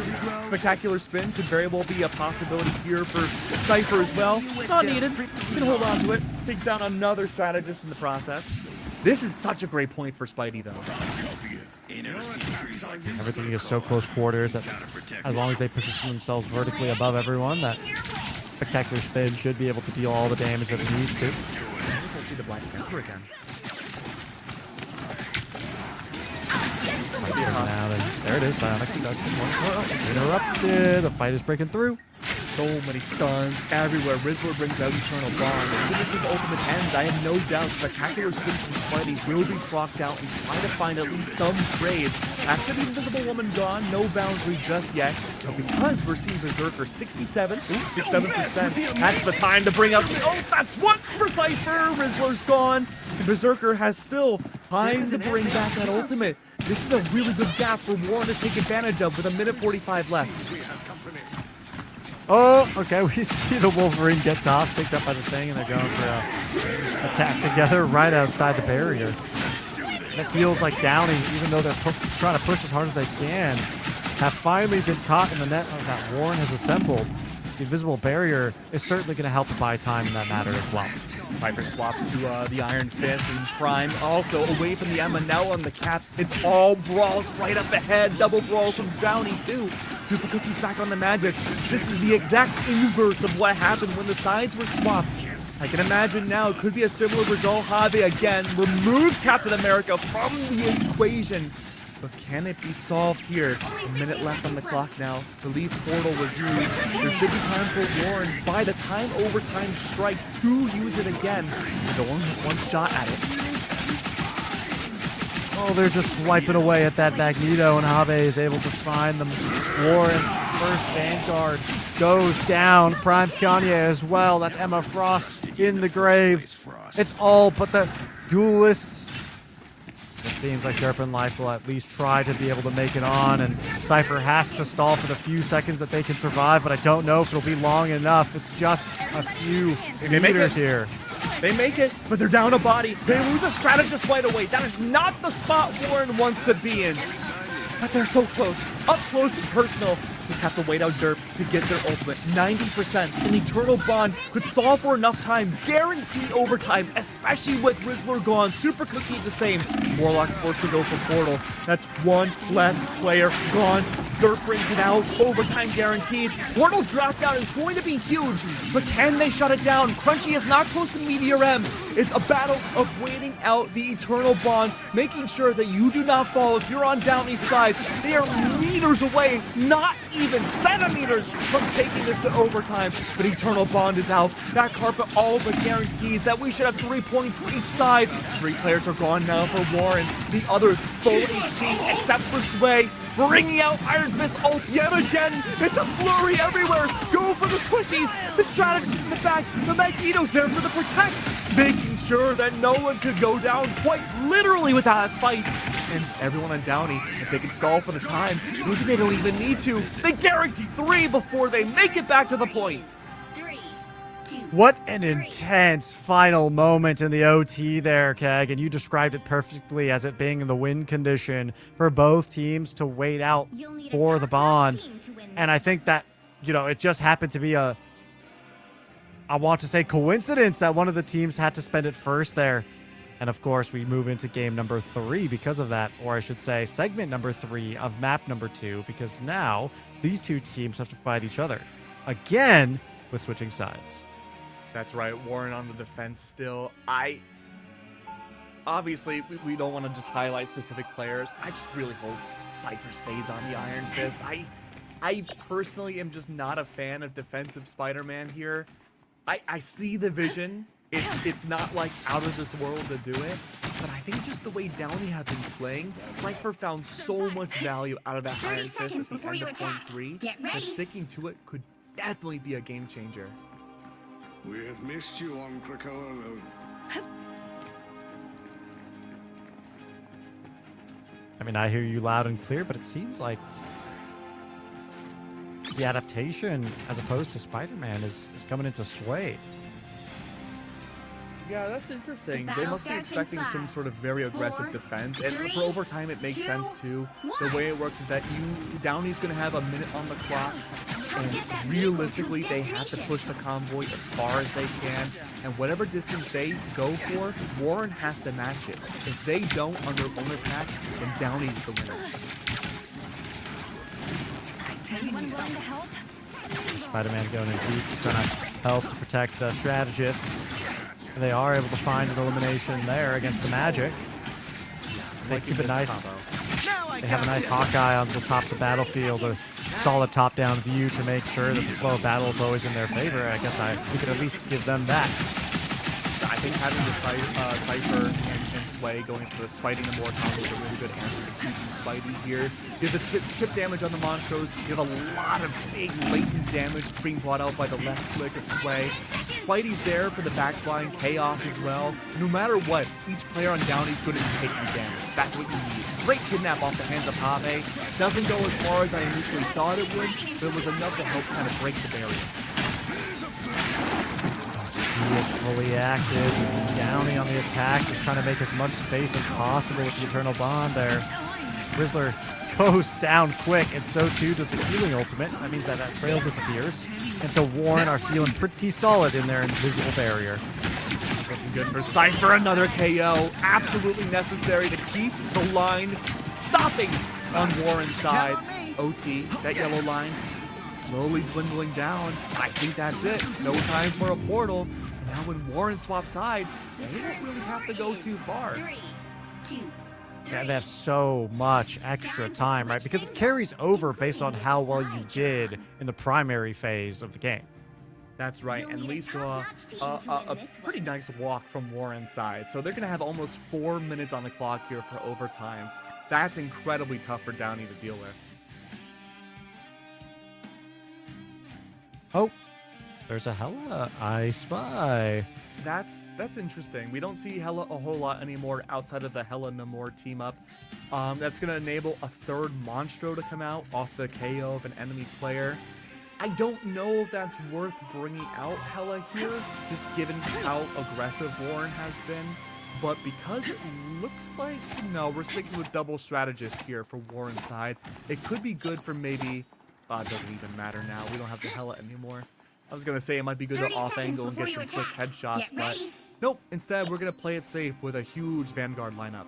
I was honored to receive your invitation to the Hellfire. Liking this Gathering. Mantis. I Remember, feel like it is a Mantis still falls into that identity of being able to contribute to the damage, and I feel like when you're trying to push the card out as fast as possible, being able to buff your teammates as well as deny any dive coming your way is certainly a battle strong starts in point. 5. Yes, I'm so glad you mentioned that, dude. We are heading into a 3, Mantis meta. 1. I work for the Pro League of the Asian side of You need to region, stop that and hero. it's always been super dominant for Mantis. It's only now are other regions catching up. So, very excited to see Mantis. Well, okay, for a brief moment we saw the damage down for the Mantis come through. Outside of this opening play, it didn't seem to stick for very long. Hopefully we can see more of that if this doesn't initially work, but things right now melting down. Hade is finding so much viability on this Wolverine. That they are able to do, and they are able to abduct Pet Magneto as well. So that's going to be the secure on the thing there. Downey losing the numbers one by one. One of their strategists has fallen. It's Invisible Woman, and Emma Frost is soon to follow. The defense has fallen. It's cracking. And the cart is right there at the barrier. It seems like Warren are ready to walk down the win condition just in a couple seconds here. Oh, what a quick portal coming through. This is good. Downey, is there going to be enough time? The answer seems to be somewhat yes. But trying to sandwich in all of Downey surrounding these attackers with the defenders. That could work out well. Viper's in the air though. That's going to be one less body in the fray. But through it all, Warren still takes down the 1v1. Should be it. There one player left. Yes, it's going to be Warlock. Does have the Horn of Proteus to work off of, but Eternal Bond is down. That's all going to guarantee this win for Warren. I don't think I like these odds. Everybody needs a hand sometimes. Or a dagger. Meters away. There it is. Final Ooh, score, there it is. 3, 2, We move forward into a 2-0 there for Warren in the OT. It was about to be a fight back, but they've earned their way into the championship. Wonderful work from both of these teams. I was really impressed with the adaptations that we saw from all the sides and all the players. I'm excited to see where Grand Finals goes, but the fact that we went to overtime so much in these last two matchups really goes to show that I don't know who's going to win the Grand Finals. It could be anybody. It really could be, and because we've seen such a diverse cast of heroes, I think that Keg will be in for a treat when it comes to that series, but we won't actually get to it until a short break, so stay tuned for more.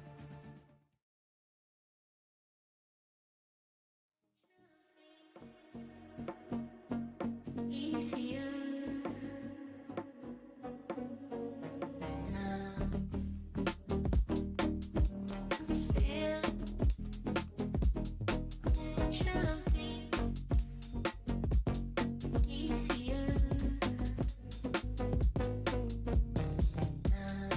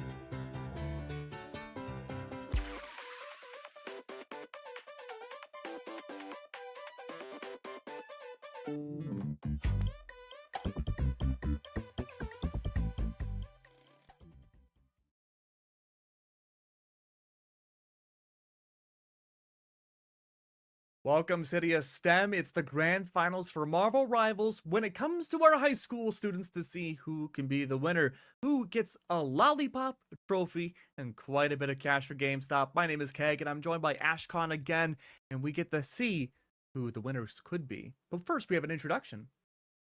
Let's go ahead and take it to one of our high schools. We can start off here with is this Villa Park.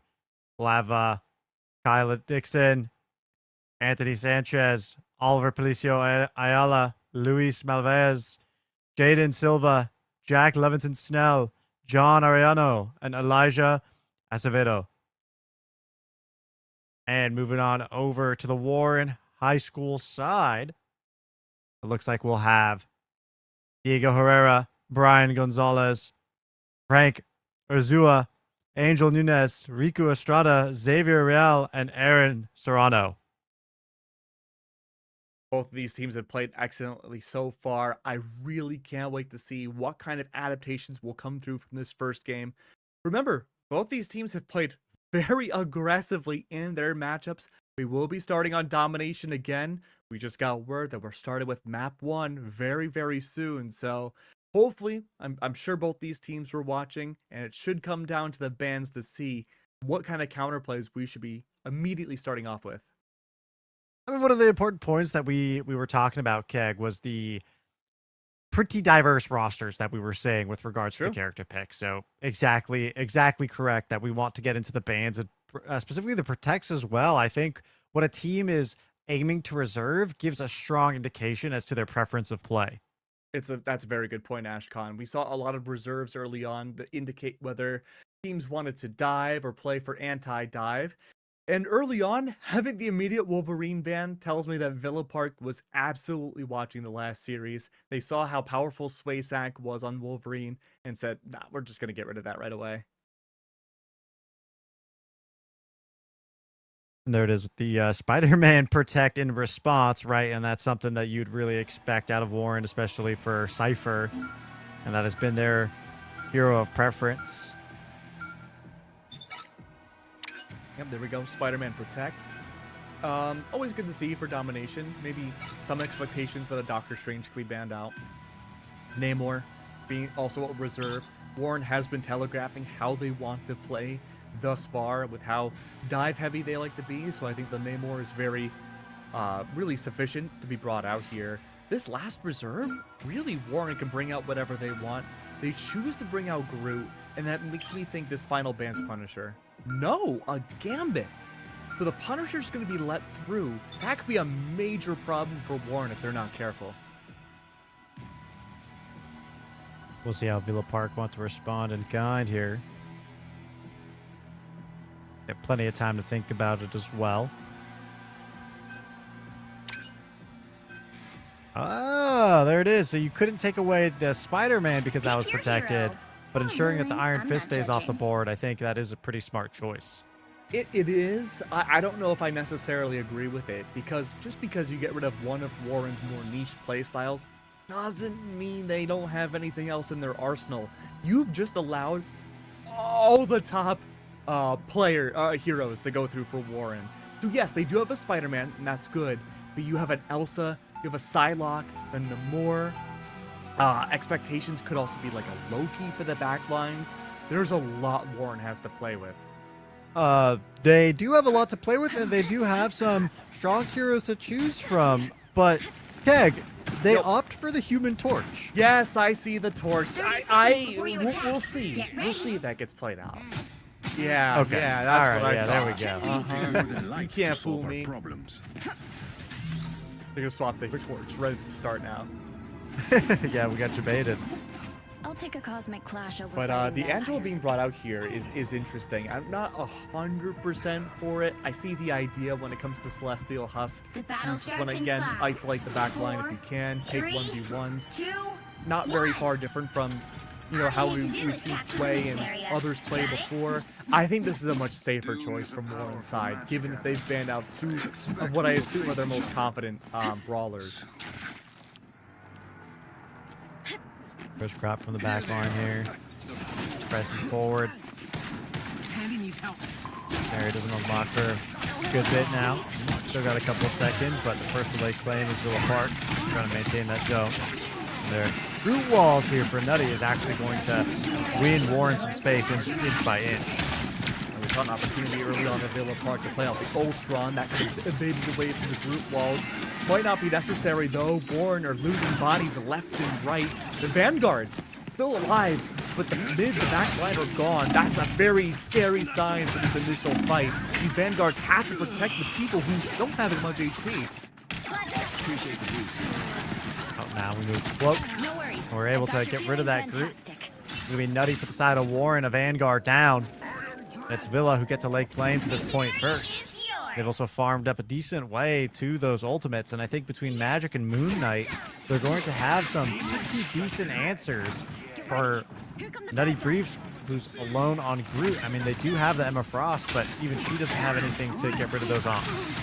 No, it's gonna be so damage heavy from Villa Park's side. He even had the Daredevil on top for that initial fight, and it worked out well. But having shields instead should help play away for what the Namor has brought out. That's gonna be the Monstro. No, not the Monstro. That's the direct shot against Crimson.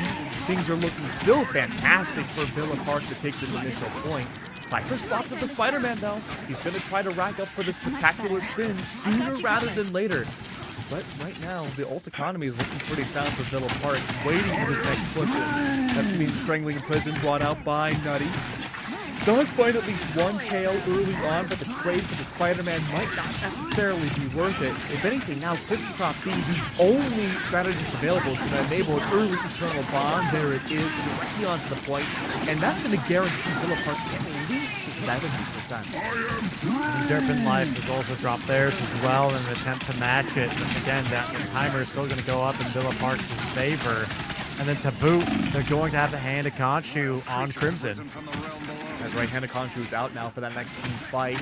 Should the invisible boundary should still be available. Sway unfortunately is going to be staggered out, so you're going to have to wait for him to come back in. At this point, consider a portal. You need Doctor Strange. And neither Sway nor Cypher swap because they have their ults ready. This is not a good spot for Warren to be in. Backs against the wall. They may just be relegating it to maintain the ults into the next point, which is a fair option. We have seen teams do that in the past, but map number 2 may be a difficult one for them. Villa Park starting to do some spending. No, they're not even going to be given the chance. Oh, the Horn of Proteus is out there. Great KO up against Crispy Crop. Plenty of ults too for Villa Park to work off of here. Again, Portal could still be an option with the next member of Warren to fall. Invisible Boundary does help out. Cypher's running away. I thought maybe for a second he was running towards spawn, but a capture of the point, desperately needed by Warren, is going to provide them the push-up. Enemy ahead of us. All of those ultimates spent, but Nutty Briefs is about to have their group ultimate up, and that's a good amount of CC. Oh, hello. All right, looks like we have a small tech pause really quick. Hopefully we get that resolved soon. I will say what we're seeing so far from both these teams has been pretty good. I've always been a little skeptical with Cypher on the Spider-Man, but honestly, I said that back in the Yggdrasil. They brought out the Namor from Sway to help out the Spidey, and that was a winning combo. So I'm not really worried anymore. I think this is more confident from Warren than we've seen in the last few moments. It's just a matter of whether or not they can continue to climb up the domination percentage. And that makes sense to me, Keg, but just from a standpoint of looking at the ultimates that are available, Sunny Villa had 4 in their back pocket, I think, compared to just the Groot ult that was coming up. So do you feel like that could be pushed out very shortly and lead into a map 1? Or do you feel like Sunny Villa might want to conserve those and try to win that last fight without it? I think just because of how low the percentage is, it's worth using the ults here. We've seen once the capture was made by Warren, everyone pushing off the domination point nearly into the spawn of Villa Park. So the idea now is you could try to force out these ults very early in a disadvantageous spot. Put them in a spot where you might not find the most impact, but enough to push back all of Warren back to the domination point.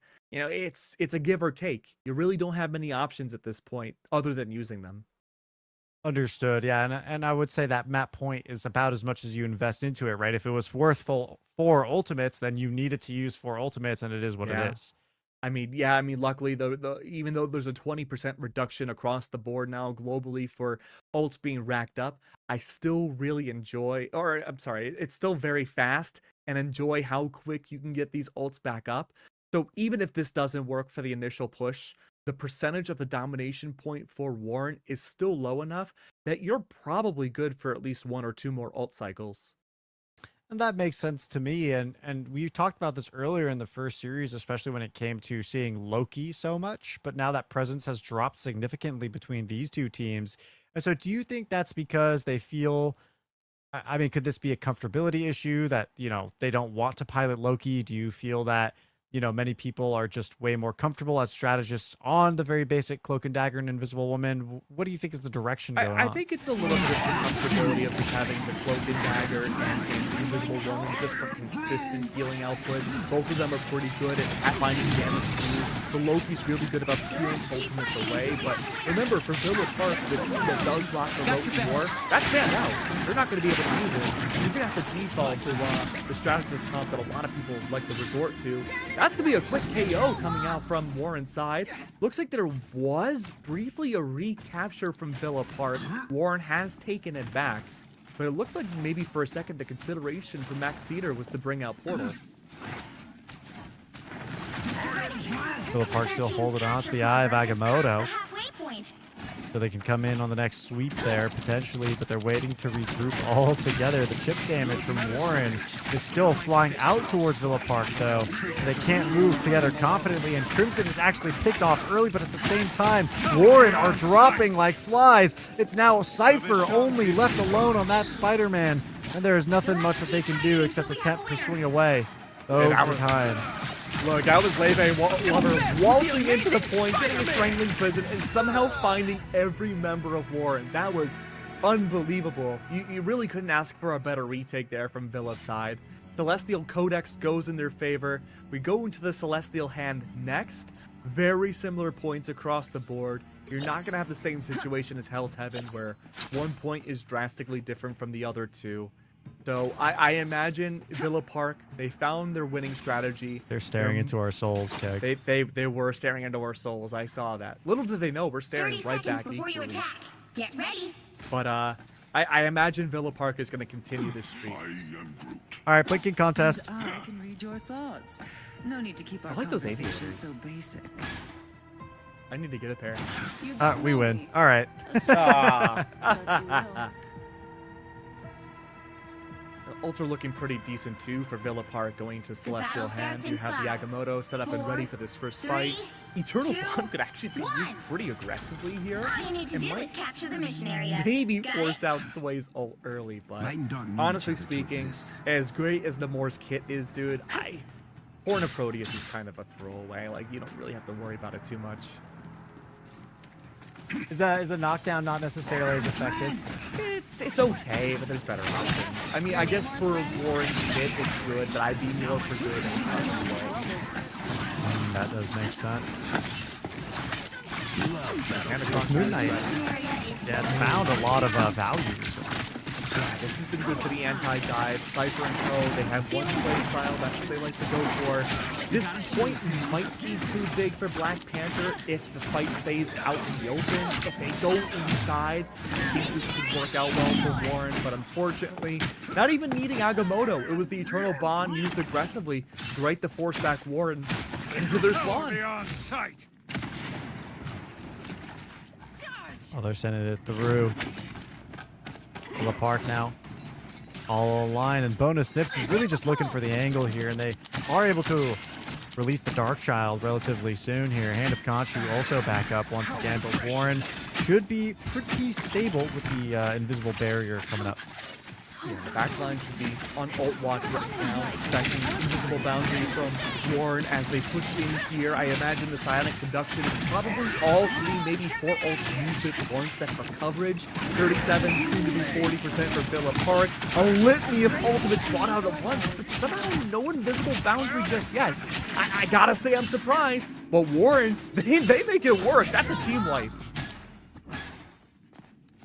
pretty smooth and clean between Nettie Briefs and Sway Sack. That was a nice little combo there, and they get to hold up. But because Villa Park didn't even get the chance to drop those ultimates, yeah, they're just going to come back and pop them sooner than later. Just in Back time. off Good the so side. far. 5 ults available for Villa Park. They can just ult dump here and hopefully solidify things back. I really think they're just waiting out Motion's ultimate here. Safe pressing the attack here from the side of Villa Park, and the Eye of Agamotto is popped. They find the cloak and dagger, and that is pivotal for Villa Park because it is a strategist down for Warren, but the invisible barrier is looking to sustain the rest of that roster. No, they still fall regardless. Villa Park coming out on top. There we go, looking good. It was an even game thus far, but it took all the ults to bring it back. Serpent Life can reinitiate now with Eternal Bond. Dark Child is available, but you're really going to have to push up here and try to strike it out and force out that ult from Serpent Life early. You see that swap from Moon Knight to Winter Soldier. Goes right on back. There it is, Cypher looking good. Walking in here, and Sway continuing to toss those tridents out, and they are landing true to their cause. That ultimately going to be forced out. Kristoff also to negate a lot of that damage. One of Proteus seems to be ready. Double ults no, not double ults. Kristoff still holding his Eternal Bond. Warren trying to wait it out. They're going to have a litany of problems, but it's a little too late. That ult from Chris comes out when all of the players around them are KO'd already. Oh no. Prime Cunny on the side of Warren alongside Nutty Briefs. Both of those Vanguards still have ultimates ready to play. Villa Park have charged to 99%, and they really want to take this point for themselves, but Warren are going to have every option to hold on to it. They need to find the timings, though. Really, the important matter here is identifying Crimson on the Moon Knight representing Villa Park as the threat walking in. And a Conchu. It would be a great way to break apart Warren. Is there going to be a portal? Probably not with Warren having control here. It's a tough way to get back in. Warren has been doing a good job holding the line, taking his vertical angle. Absolutely what we want. Strangling Prison comes through, finds nobody. That is going to hurt Villa Park so much. Agamotto Strangling Prison in return, cracking Impact directly on top. A 3-man ult rushdown has been brought underway. 89%. You really cannot hold out for another team fight. The portal hasn't come out yet. It's gotta now. One person needs the touch, or we're going to P3. Okay, there it is, the touch by the Namor, but because they go into the bubble, they actually cannot keep the timer from going down any further. There was just barely enough time. Agamotto is out now. Invisible boundary wielder, not to be. That's huge for the hands of Crimson on this Moon Knight, finding the double KO. And every member aboard has fallen at the very last moment. What a Proteus, a moment of reprieve. Nutty's going to be bringing out a Doctor Strange of their own, but it's too late. That's Villa Park taking game 1. What a heroic timing by the Doctor Strange portal, and off of the back of Namor, saving it at the last second, even going into the bubble. That's right. What a wonderful showcase coming out from Villa Park. I really enjoyed how well they've been able to communicate together and, most importantly, work off of their ults. The last second portal, having the Namor touch for OT into the Agamotto, allowing the Moon Knight to get the double KO, helped solidify that game. I think the coordination between these players and their ability to remain calm in some of those tight moments is what really separates them as, and of course, as finalists, both of these rosters carry those characteristics. I'm excited to see what happens in game number 2, especially on a different mode and what that spells for us. Again, in terms of these comps, I like the dynamism, especially between Winter Soldier and Moon Knight. And I think that Cypher, losing the Iron Fist and still being relegated to Spider-Man, of course, they're still effective, but I'm wondering if there's any more heroes that they can bring to the table. I don't know, but I'm ready to have my own staring contest. I guess we're not swapping to our cameras. Oh, there we go. Oh, no staring contest there. Oh, hi. Hey. Oh no! Oh! All right, they're locked in. Hold They're on. locked in. I see what we're doing. I can't tell who's winning.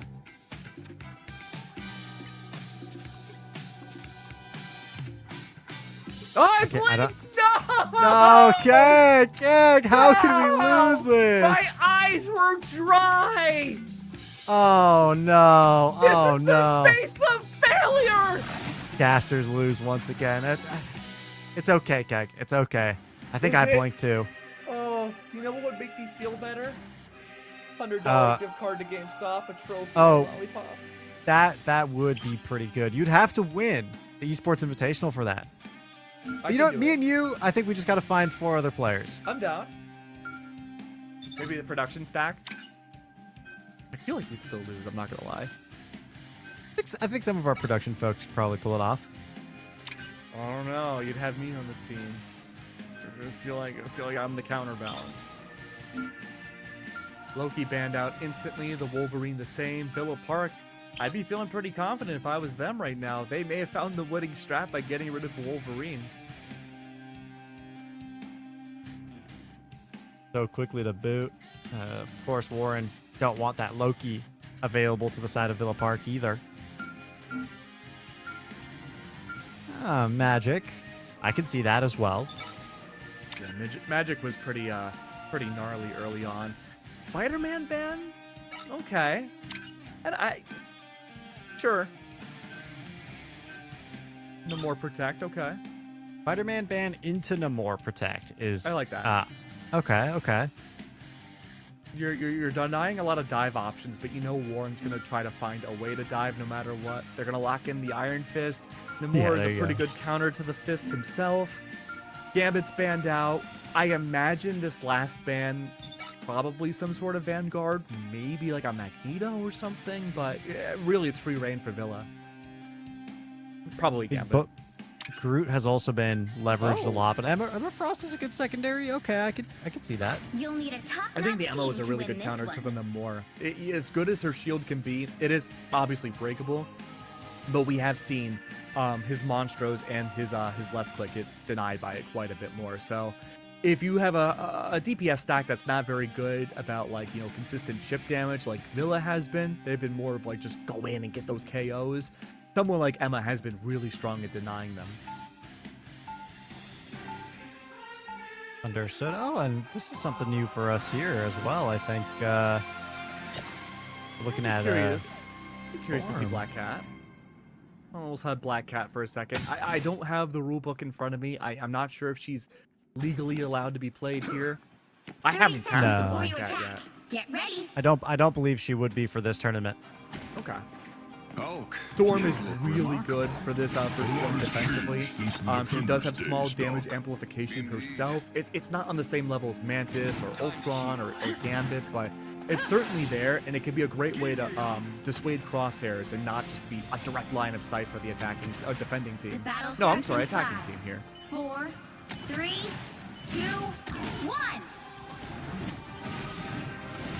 Timer starts and Villa Park with that triple Vanguard is looking good. I am enjoying this kind of a strat. We did see the early exile. That's a double stun up against Prime. That's going to be great to shove out the Venom early on, prevent any sort of dive capabilities. Villa Park did protect the Namor. They're not rocking it just yet. I gotta say, I'm a little surprised. I think they're just testing the waters to see how the triple Vanguard is. I mean, between Magneto and Hulk, you have so much opportunity to keep your strategist safe. That's true. I agree with that. Double shields are out. You have the Hulk that kind of takes on the same mantle as, say, the Iron Fist that Warren has, or even diving capabilities similar to Prime on the Venom. It feels like almost Scarlet Witch is viable here for Warren. The problem with Witch is that she doesn't do enough damage. I do agree she can be really good here, but she's just such an open target. I don't think she does enough damage output for an anti-dive like this. Because I'm with you. If I was in this spot, I'd want to rock Witch too. Oh, Song Inferno, strong early on, good displacement tool. Fortunately, not enough to confirm a KO early on. Monster Hulk's gonna come out now, plowing the entire convoy in his favor. Early KO against Nutty. That's 2 Vanguards gone. Absolutely the spot you want to be in. And Viper's struggling to find that backline capability. Leve Lover was absolutely going crazy to dive the strategists as well. Warren, who were pressing the attack, just lose control of the cart, and it's going to be sent right back to where it started. And Villa Park, not just feeling great after that victory, feeling great in future fights because they still have 4 of those ultimates available to them. Yeah, at this point, I'd be considering maybe a swap away from the Venom. Having a struggling time getting into the back line. Piece of the Abyss is available for the CC stun. That could be good, but remember, running to attach, CCing is not nearly as viable as it used to be. There's a lot of resistance that you can have now. BRB Beacon does get destroyed. That will be a huge advantage for Warren. Strengthening Quiz on top of the invisible boundary is going to be good. On top of the Eternal Bond, that's going to be doubling up your ult. Scary position to be in. On top of Iron Fist ult will help out well, but figuring out this phase has not been easy. BYA will be destroyed too by Sway. Normally you want to use the Enstrong Inferno just to destroy that. You did get the KO though, which is good. 2 off of the Eye of Agamotto as Villa Park are able to dive into the back line. And that's the strategy down for Warren, and you were thinking that they were looking absolutely great off that Phoenix ult, but because of the timing there, they opened up everyone at the rear. A minute left on the clock for Warren, and it doesn't seem like they can get to the gates, and Magneto still has their ult in the back pocket in case of anything in the future, and of course Monster Hulk is around the corner. Villa Park doing absolutely confident in their play, and of course Leve Lover is just moving back and forth between the point and the spawn to just delay further. And there's less than a minute left on the clock. There's really not a lot of options Warren has at their disposal. Time for swaps over to the White Fox. This is a really good melee strategist, trying to keep Grind and Nutty alive. 3 strategies to work off of. Sway also going to stay alive. Not a lot of damage output though if you can't get close. You're relying mostly on Sway for that maneuver. There is going to be Monster Hulk now from the hands of Villa Park to help out. Maybe the Abyss coming out soon for Prime Kanye, but it seems like he's not going to be in the server for much longer either. Just barely keeps alive. He's on a timer right now to get his shield back. Does manage to survive in doing so, but trying to get into the back line here. Not been easy. Villa Park have had a solidified stranglehold, quite literally. Keeps the Abyss is out. Crimson, I'm sure, pretty soon is looking to bring out Meteor M himself. Okay, holding the back line. Invisible boundary. Eternal Bond. It's a game of chicken to see if this Magneto's willing to use that ult now to shut down the Invisible Woman or waiting for Derpy to use Eternal Bond. Agamotto for the front line. There it is. Shutting down the Eternal Bond before it even comes out. Overtime's been clocked out. It's initiated. Is there any place to go? BYA, damage amplification, going to help out against the triple strategist. Warren are in a desperation maneuver. They have to get to point 1. There won't be a lot of room for Villa Park to go once they have their own attacking side to work with. Monster Hulk back once again. Bonus is now on the Black Panther to find impact into the back line, create that chaos. But will White Fox get ult in time? That's the big question. 900 HP and a gigantic wildebeest could stall for time, but it seems like it's all for naught. Players of Warren are falling one by one. The Black Panther the same, Villa falls, and through it all, Portal does initiate. But that's not going to be for Warren's side. That's for Villa's Portal. They hold the line even more, have a whole secondary fight, Ashton. Overtime barely has any time left on it. And with 3 ults available, Warren may have a chance to solidify point 1. Villa Park are coming around from spawn, but with that Hulk all alone, they don't feel too confident taking it. Allowing the numbers to realign, and Warren do succeed at taking that first checkpoint by the skin of their teeth. And Villa Park had a great idea with the Doctor Strange portal, but it doesn't seem like the execution followed through. They're looking around at a couple of different ideas. We saw the Invisible Woman swap for Jeff swiftly, but they swap right back. Warren continued to press the attack and feeling good about it. Venom's ultimate as well as Phoenix's and the Eternal Bond are running side by side. Let's see if it continues on, though. I see Beast of the Abyss is ready, along with 3 other ultimates. All of those can stun, delay, destroy. Villa Park, and it's absolutely necessary. These choke points should be vital for Villa to work off of. But Warren is finding so much impact into the back line. They finally found the key to unlock it all, and it's 3 strategists. As long as they can keep their ult cycling, looking sound and secure, it could bring it all the way to 3. Invisible Woman here in the back line. Venom is diving deep. Warren are looking to get a stagger going on between the strategists, but an internal bond from Villa Park is going to surround the chariot. It is a reply equally from Warren. There it is. The Magneto ultimate to dive through. It's going to be one of those internal bonds dropped. Warren do not have the heal. It's forcing the invisible barrier to pop through. All around the cart, the healing field is alive. Warren staggering those ultimates and invisible barrier in response from Villa Park. That timer is favoring the blue team here on the defense at the second checkpoint. Villa Park were not able to hold checkpoint 1, but they were hoping to keep things up in checkpoint number 2. Warren, though, still on the cart, still pressing forward. No, Leve is pushing everyone off. And it is Villa Park once again who get to hold on to the chariot. And there's still 45 seconds left. One more team push for Warren to make do and ensure that Villa Park is going to have a long distance ahead of them for their own attack. No portals. Fine. Just waiting for the opportunity to strike. Nutty's in a good spot for the ground to control to create that barrier and maybe isolate Crimson early on. Free access now for a Vanguard. Cannot protect the strategist into the back line. And Song Inferno will be great for that huge amount of damage. But can it be done? Wall is up. A clap is down. Leve Lover wants to go into the back line, but he's unable to. He's got to protect his own. The flock is out. And Song Inferno finds nothing, but it does shut down Crisscross ult. That CYA can't have the damage amplification anymore. Feast of the Abyss is ready to gobble some players up in the back. Did he do it though? Hulk is a barrier in the way. Eternal Bond is out. Overtime timer. The yellow bar should be getting ever closer down. Well, if it does get to that second point, Warren may have a free tread all the way to 3. Maybe it already in a healthy spot, even if it ends here. For Villa Park, a team shut down every ult they have at their disposal. They most certainly do. We swap sides, Ashcon. 2. That is a huge victory there for Villa Park to only allow Warren to get to the first checkpoint. Up close into the second, but denying it outright there as they move to swap halves. Their goal is just to move a little further than that. The second checkpoint is where their eyes are set. And Keg, what do you expect with regards to the hero swaps? Or do you think anything needs to change at all when we Honestly, move to the attack? I don't really think we're going to have many hero swaps. I think each team is pretty solidified in their own ways of playing. I especially don't think Villa is going to swap at all. I think they're feeling confident. They're feeling good. I think the triple strat comp for Warren was the healthiest they've looked so far this series. I could see Cypher going for an aggressive pick again. The triple strats could be good for sustain, but it's just not going to be enough damage for the triple Vanguards that Villa Park are bringing out.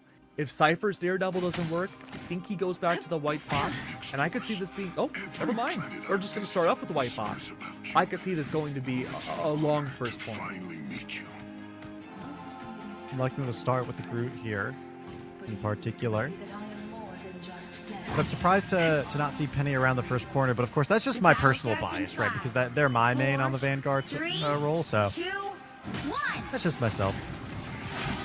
The double shields are too strong. Hulk is getting so much viability off of his Gamma shields and exiles that Penny can be good, but you just can't rely on the players on the attack to get that close. Oh, absolutely, yeah, on the attacks for sure. Thinking more for the Warren adaptation, but we've seen them much more comfortable on these dive characters, especially with Venom, so they're going to hold into that comfort pick. To the Park, just getting to press forward, and you know, when you're just this wall moving, as long as you have control of the chariot and get to stay on top of it, even if you're not outputting crazy amounts of damage and you're just holding fast as 3 walls backed by your strategist, you're going to get the territory you need. Villa Park are sticking with their 3-3 again. I'm wondering if Sway wants to go for a Vanguard pick if this Phoenix doesn't work out. You do need the damage, but if both teams are running triple Vanguard, triple strategist, it's hard back on even footing. Oh, this Groot wall denying the heals for Villa Park. It was looking so dangerous, but Magneto just swiftly gets away with their life. Things are good. The clap is out. Monster Hulk will be available momentarily. And Song Inferno is out. Could be a shutdown potential. Maybe the invisible boundary isn't available. It is brought out from Monshu's side. Very curious to see if it's either going to be the Eternal Bond first or we wait it out. No, instead we have Fate of Both Worlds, the Luna Snow ultimate, helping out here. Damage amplification alongside the heals will help. But it's actually going to be the Kumiho instead. White Fox's ultimate there is a gigantic monster to counter Monster Bolt. Kaiju's fighting against each other is going to work out well. There's just so much strategy. Oh, we're looking at pre-patch 7, season 7 vibes here. Yeah, Turpin Life is really trying to keep things up to the defensive side as they pop their Eternal Bond, but it's not going to work through. Not for very long, at least, because the invisible barrier from the side of Villa Park is going to enable them to stay close to that cart until Luna Snow can get back to the fight. And then Magneto, with their ultimate up, is going to be able to cycle through any support ults that could come their way. Motion's barrier, invisible barrier, will be up for the side of Warren in a couple minutes soon. But I don't think it'll be enough. The fight is a slaughterhouse right here in the front of the cart. Piper swapped off the White Fox. We have ourselves 2-2-2 once again. Warren holding the line, looking to find any sort of impact here.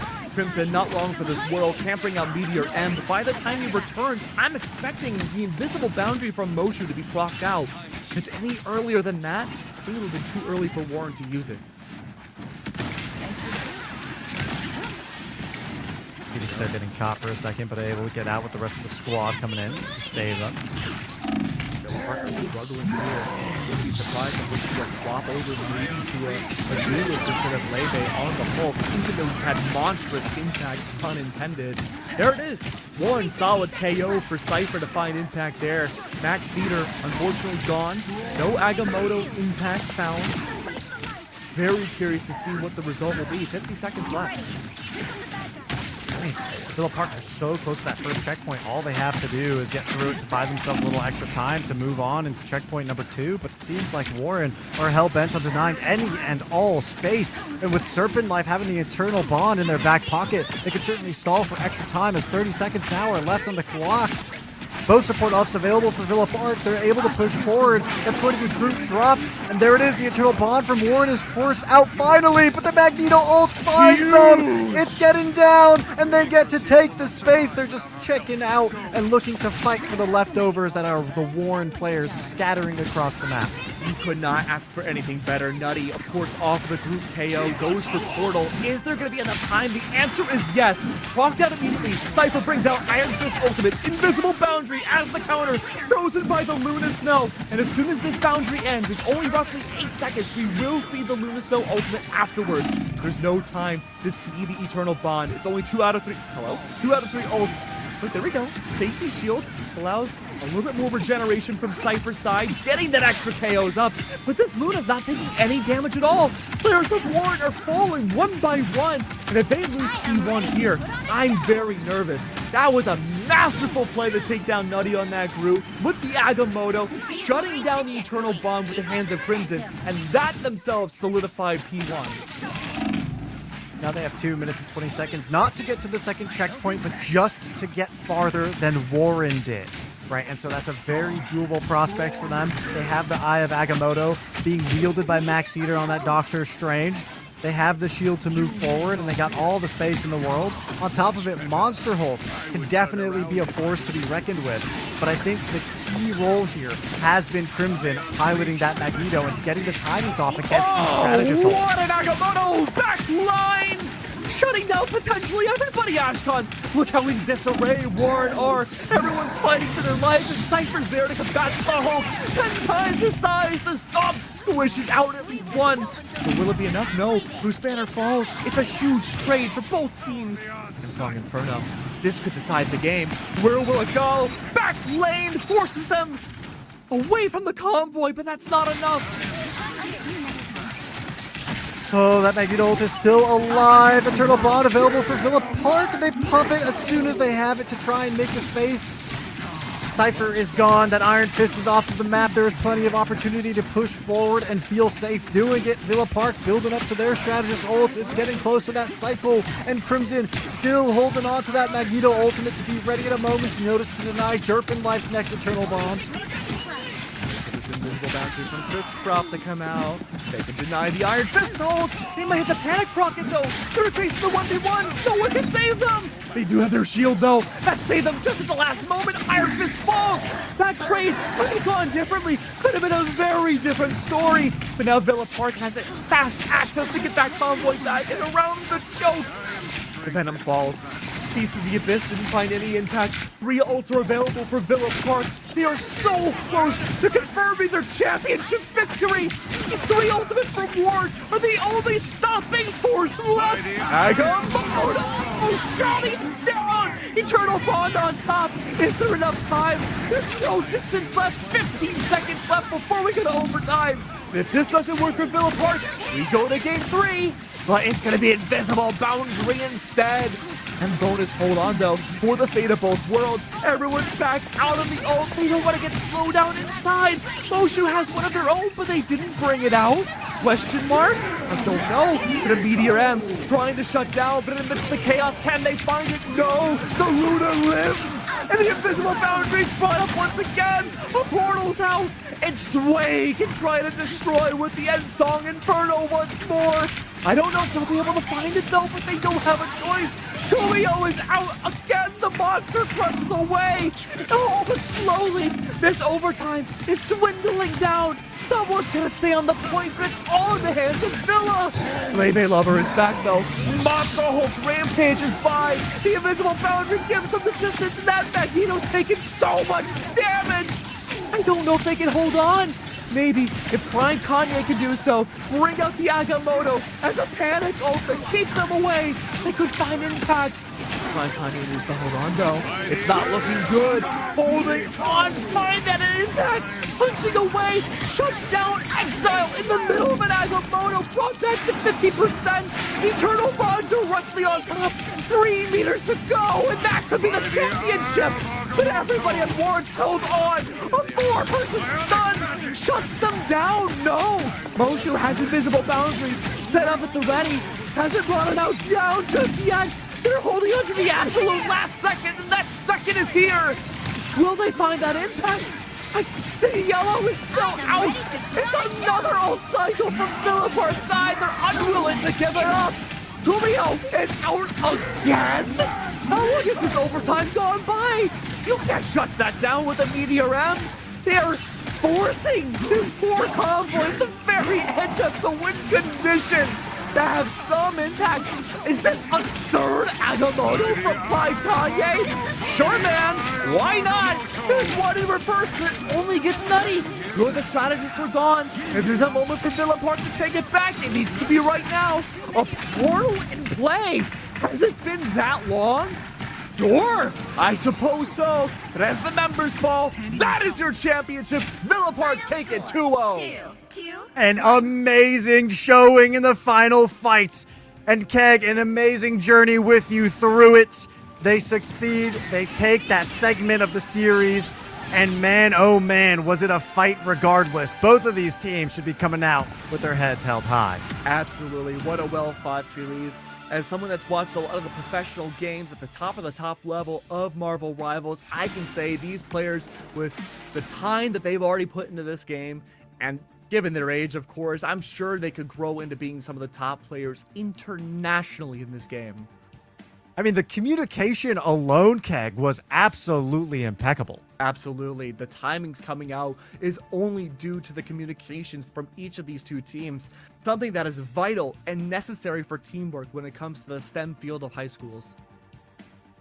I agree with you 100%. And to, reward our winners, we will, of course, pass it over to the Lollipop Labs to engage in the trophy ceremony and give them that victory. And, of course, those sweet, sweet lollipops.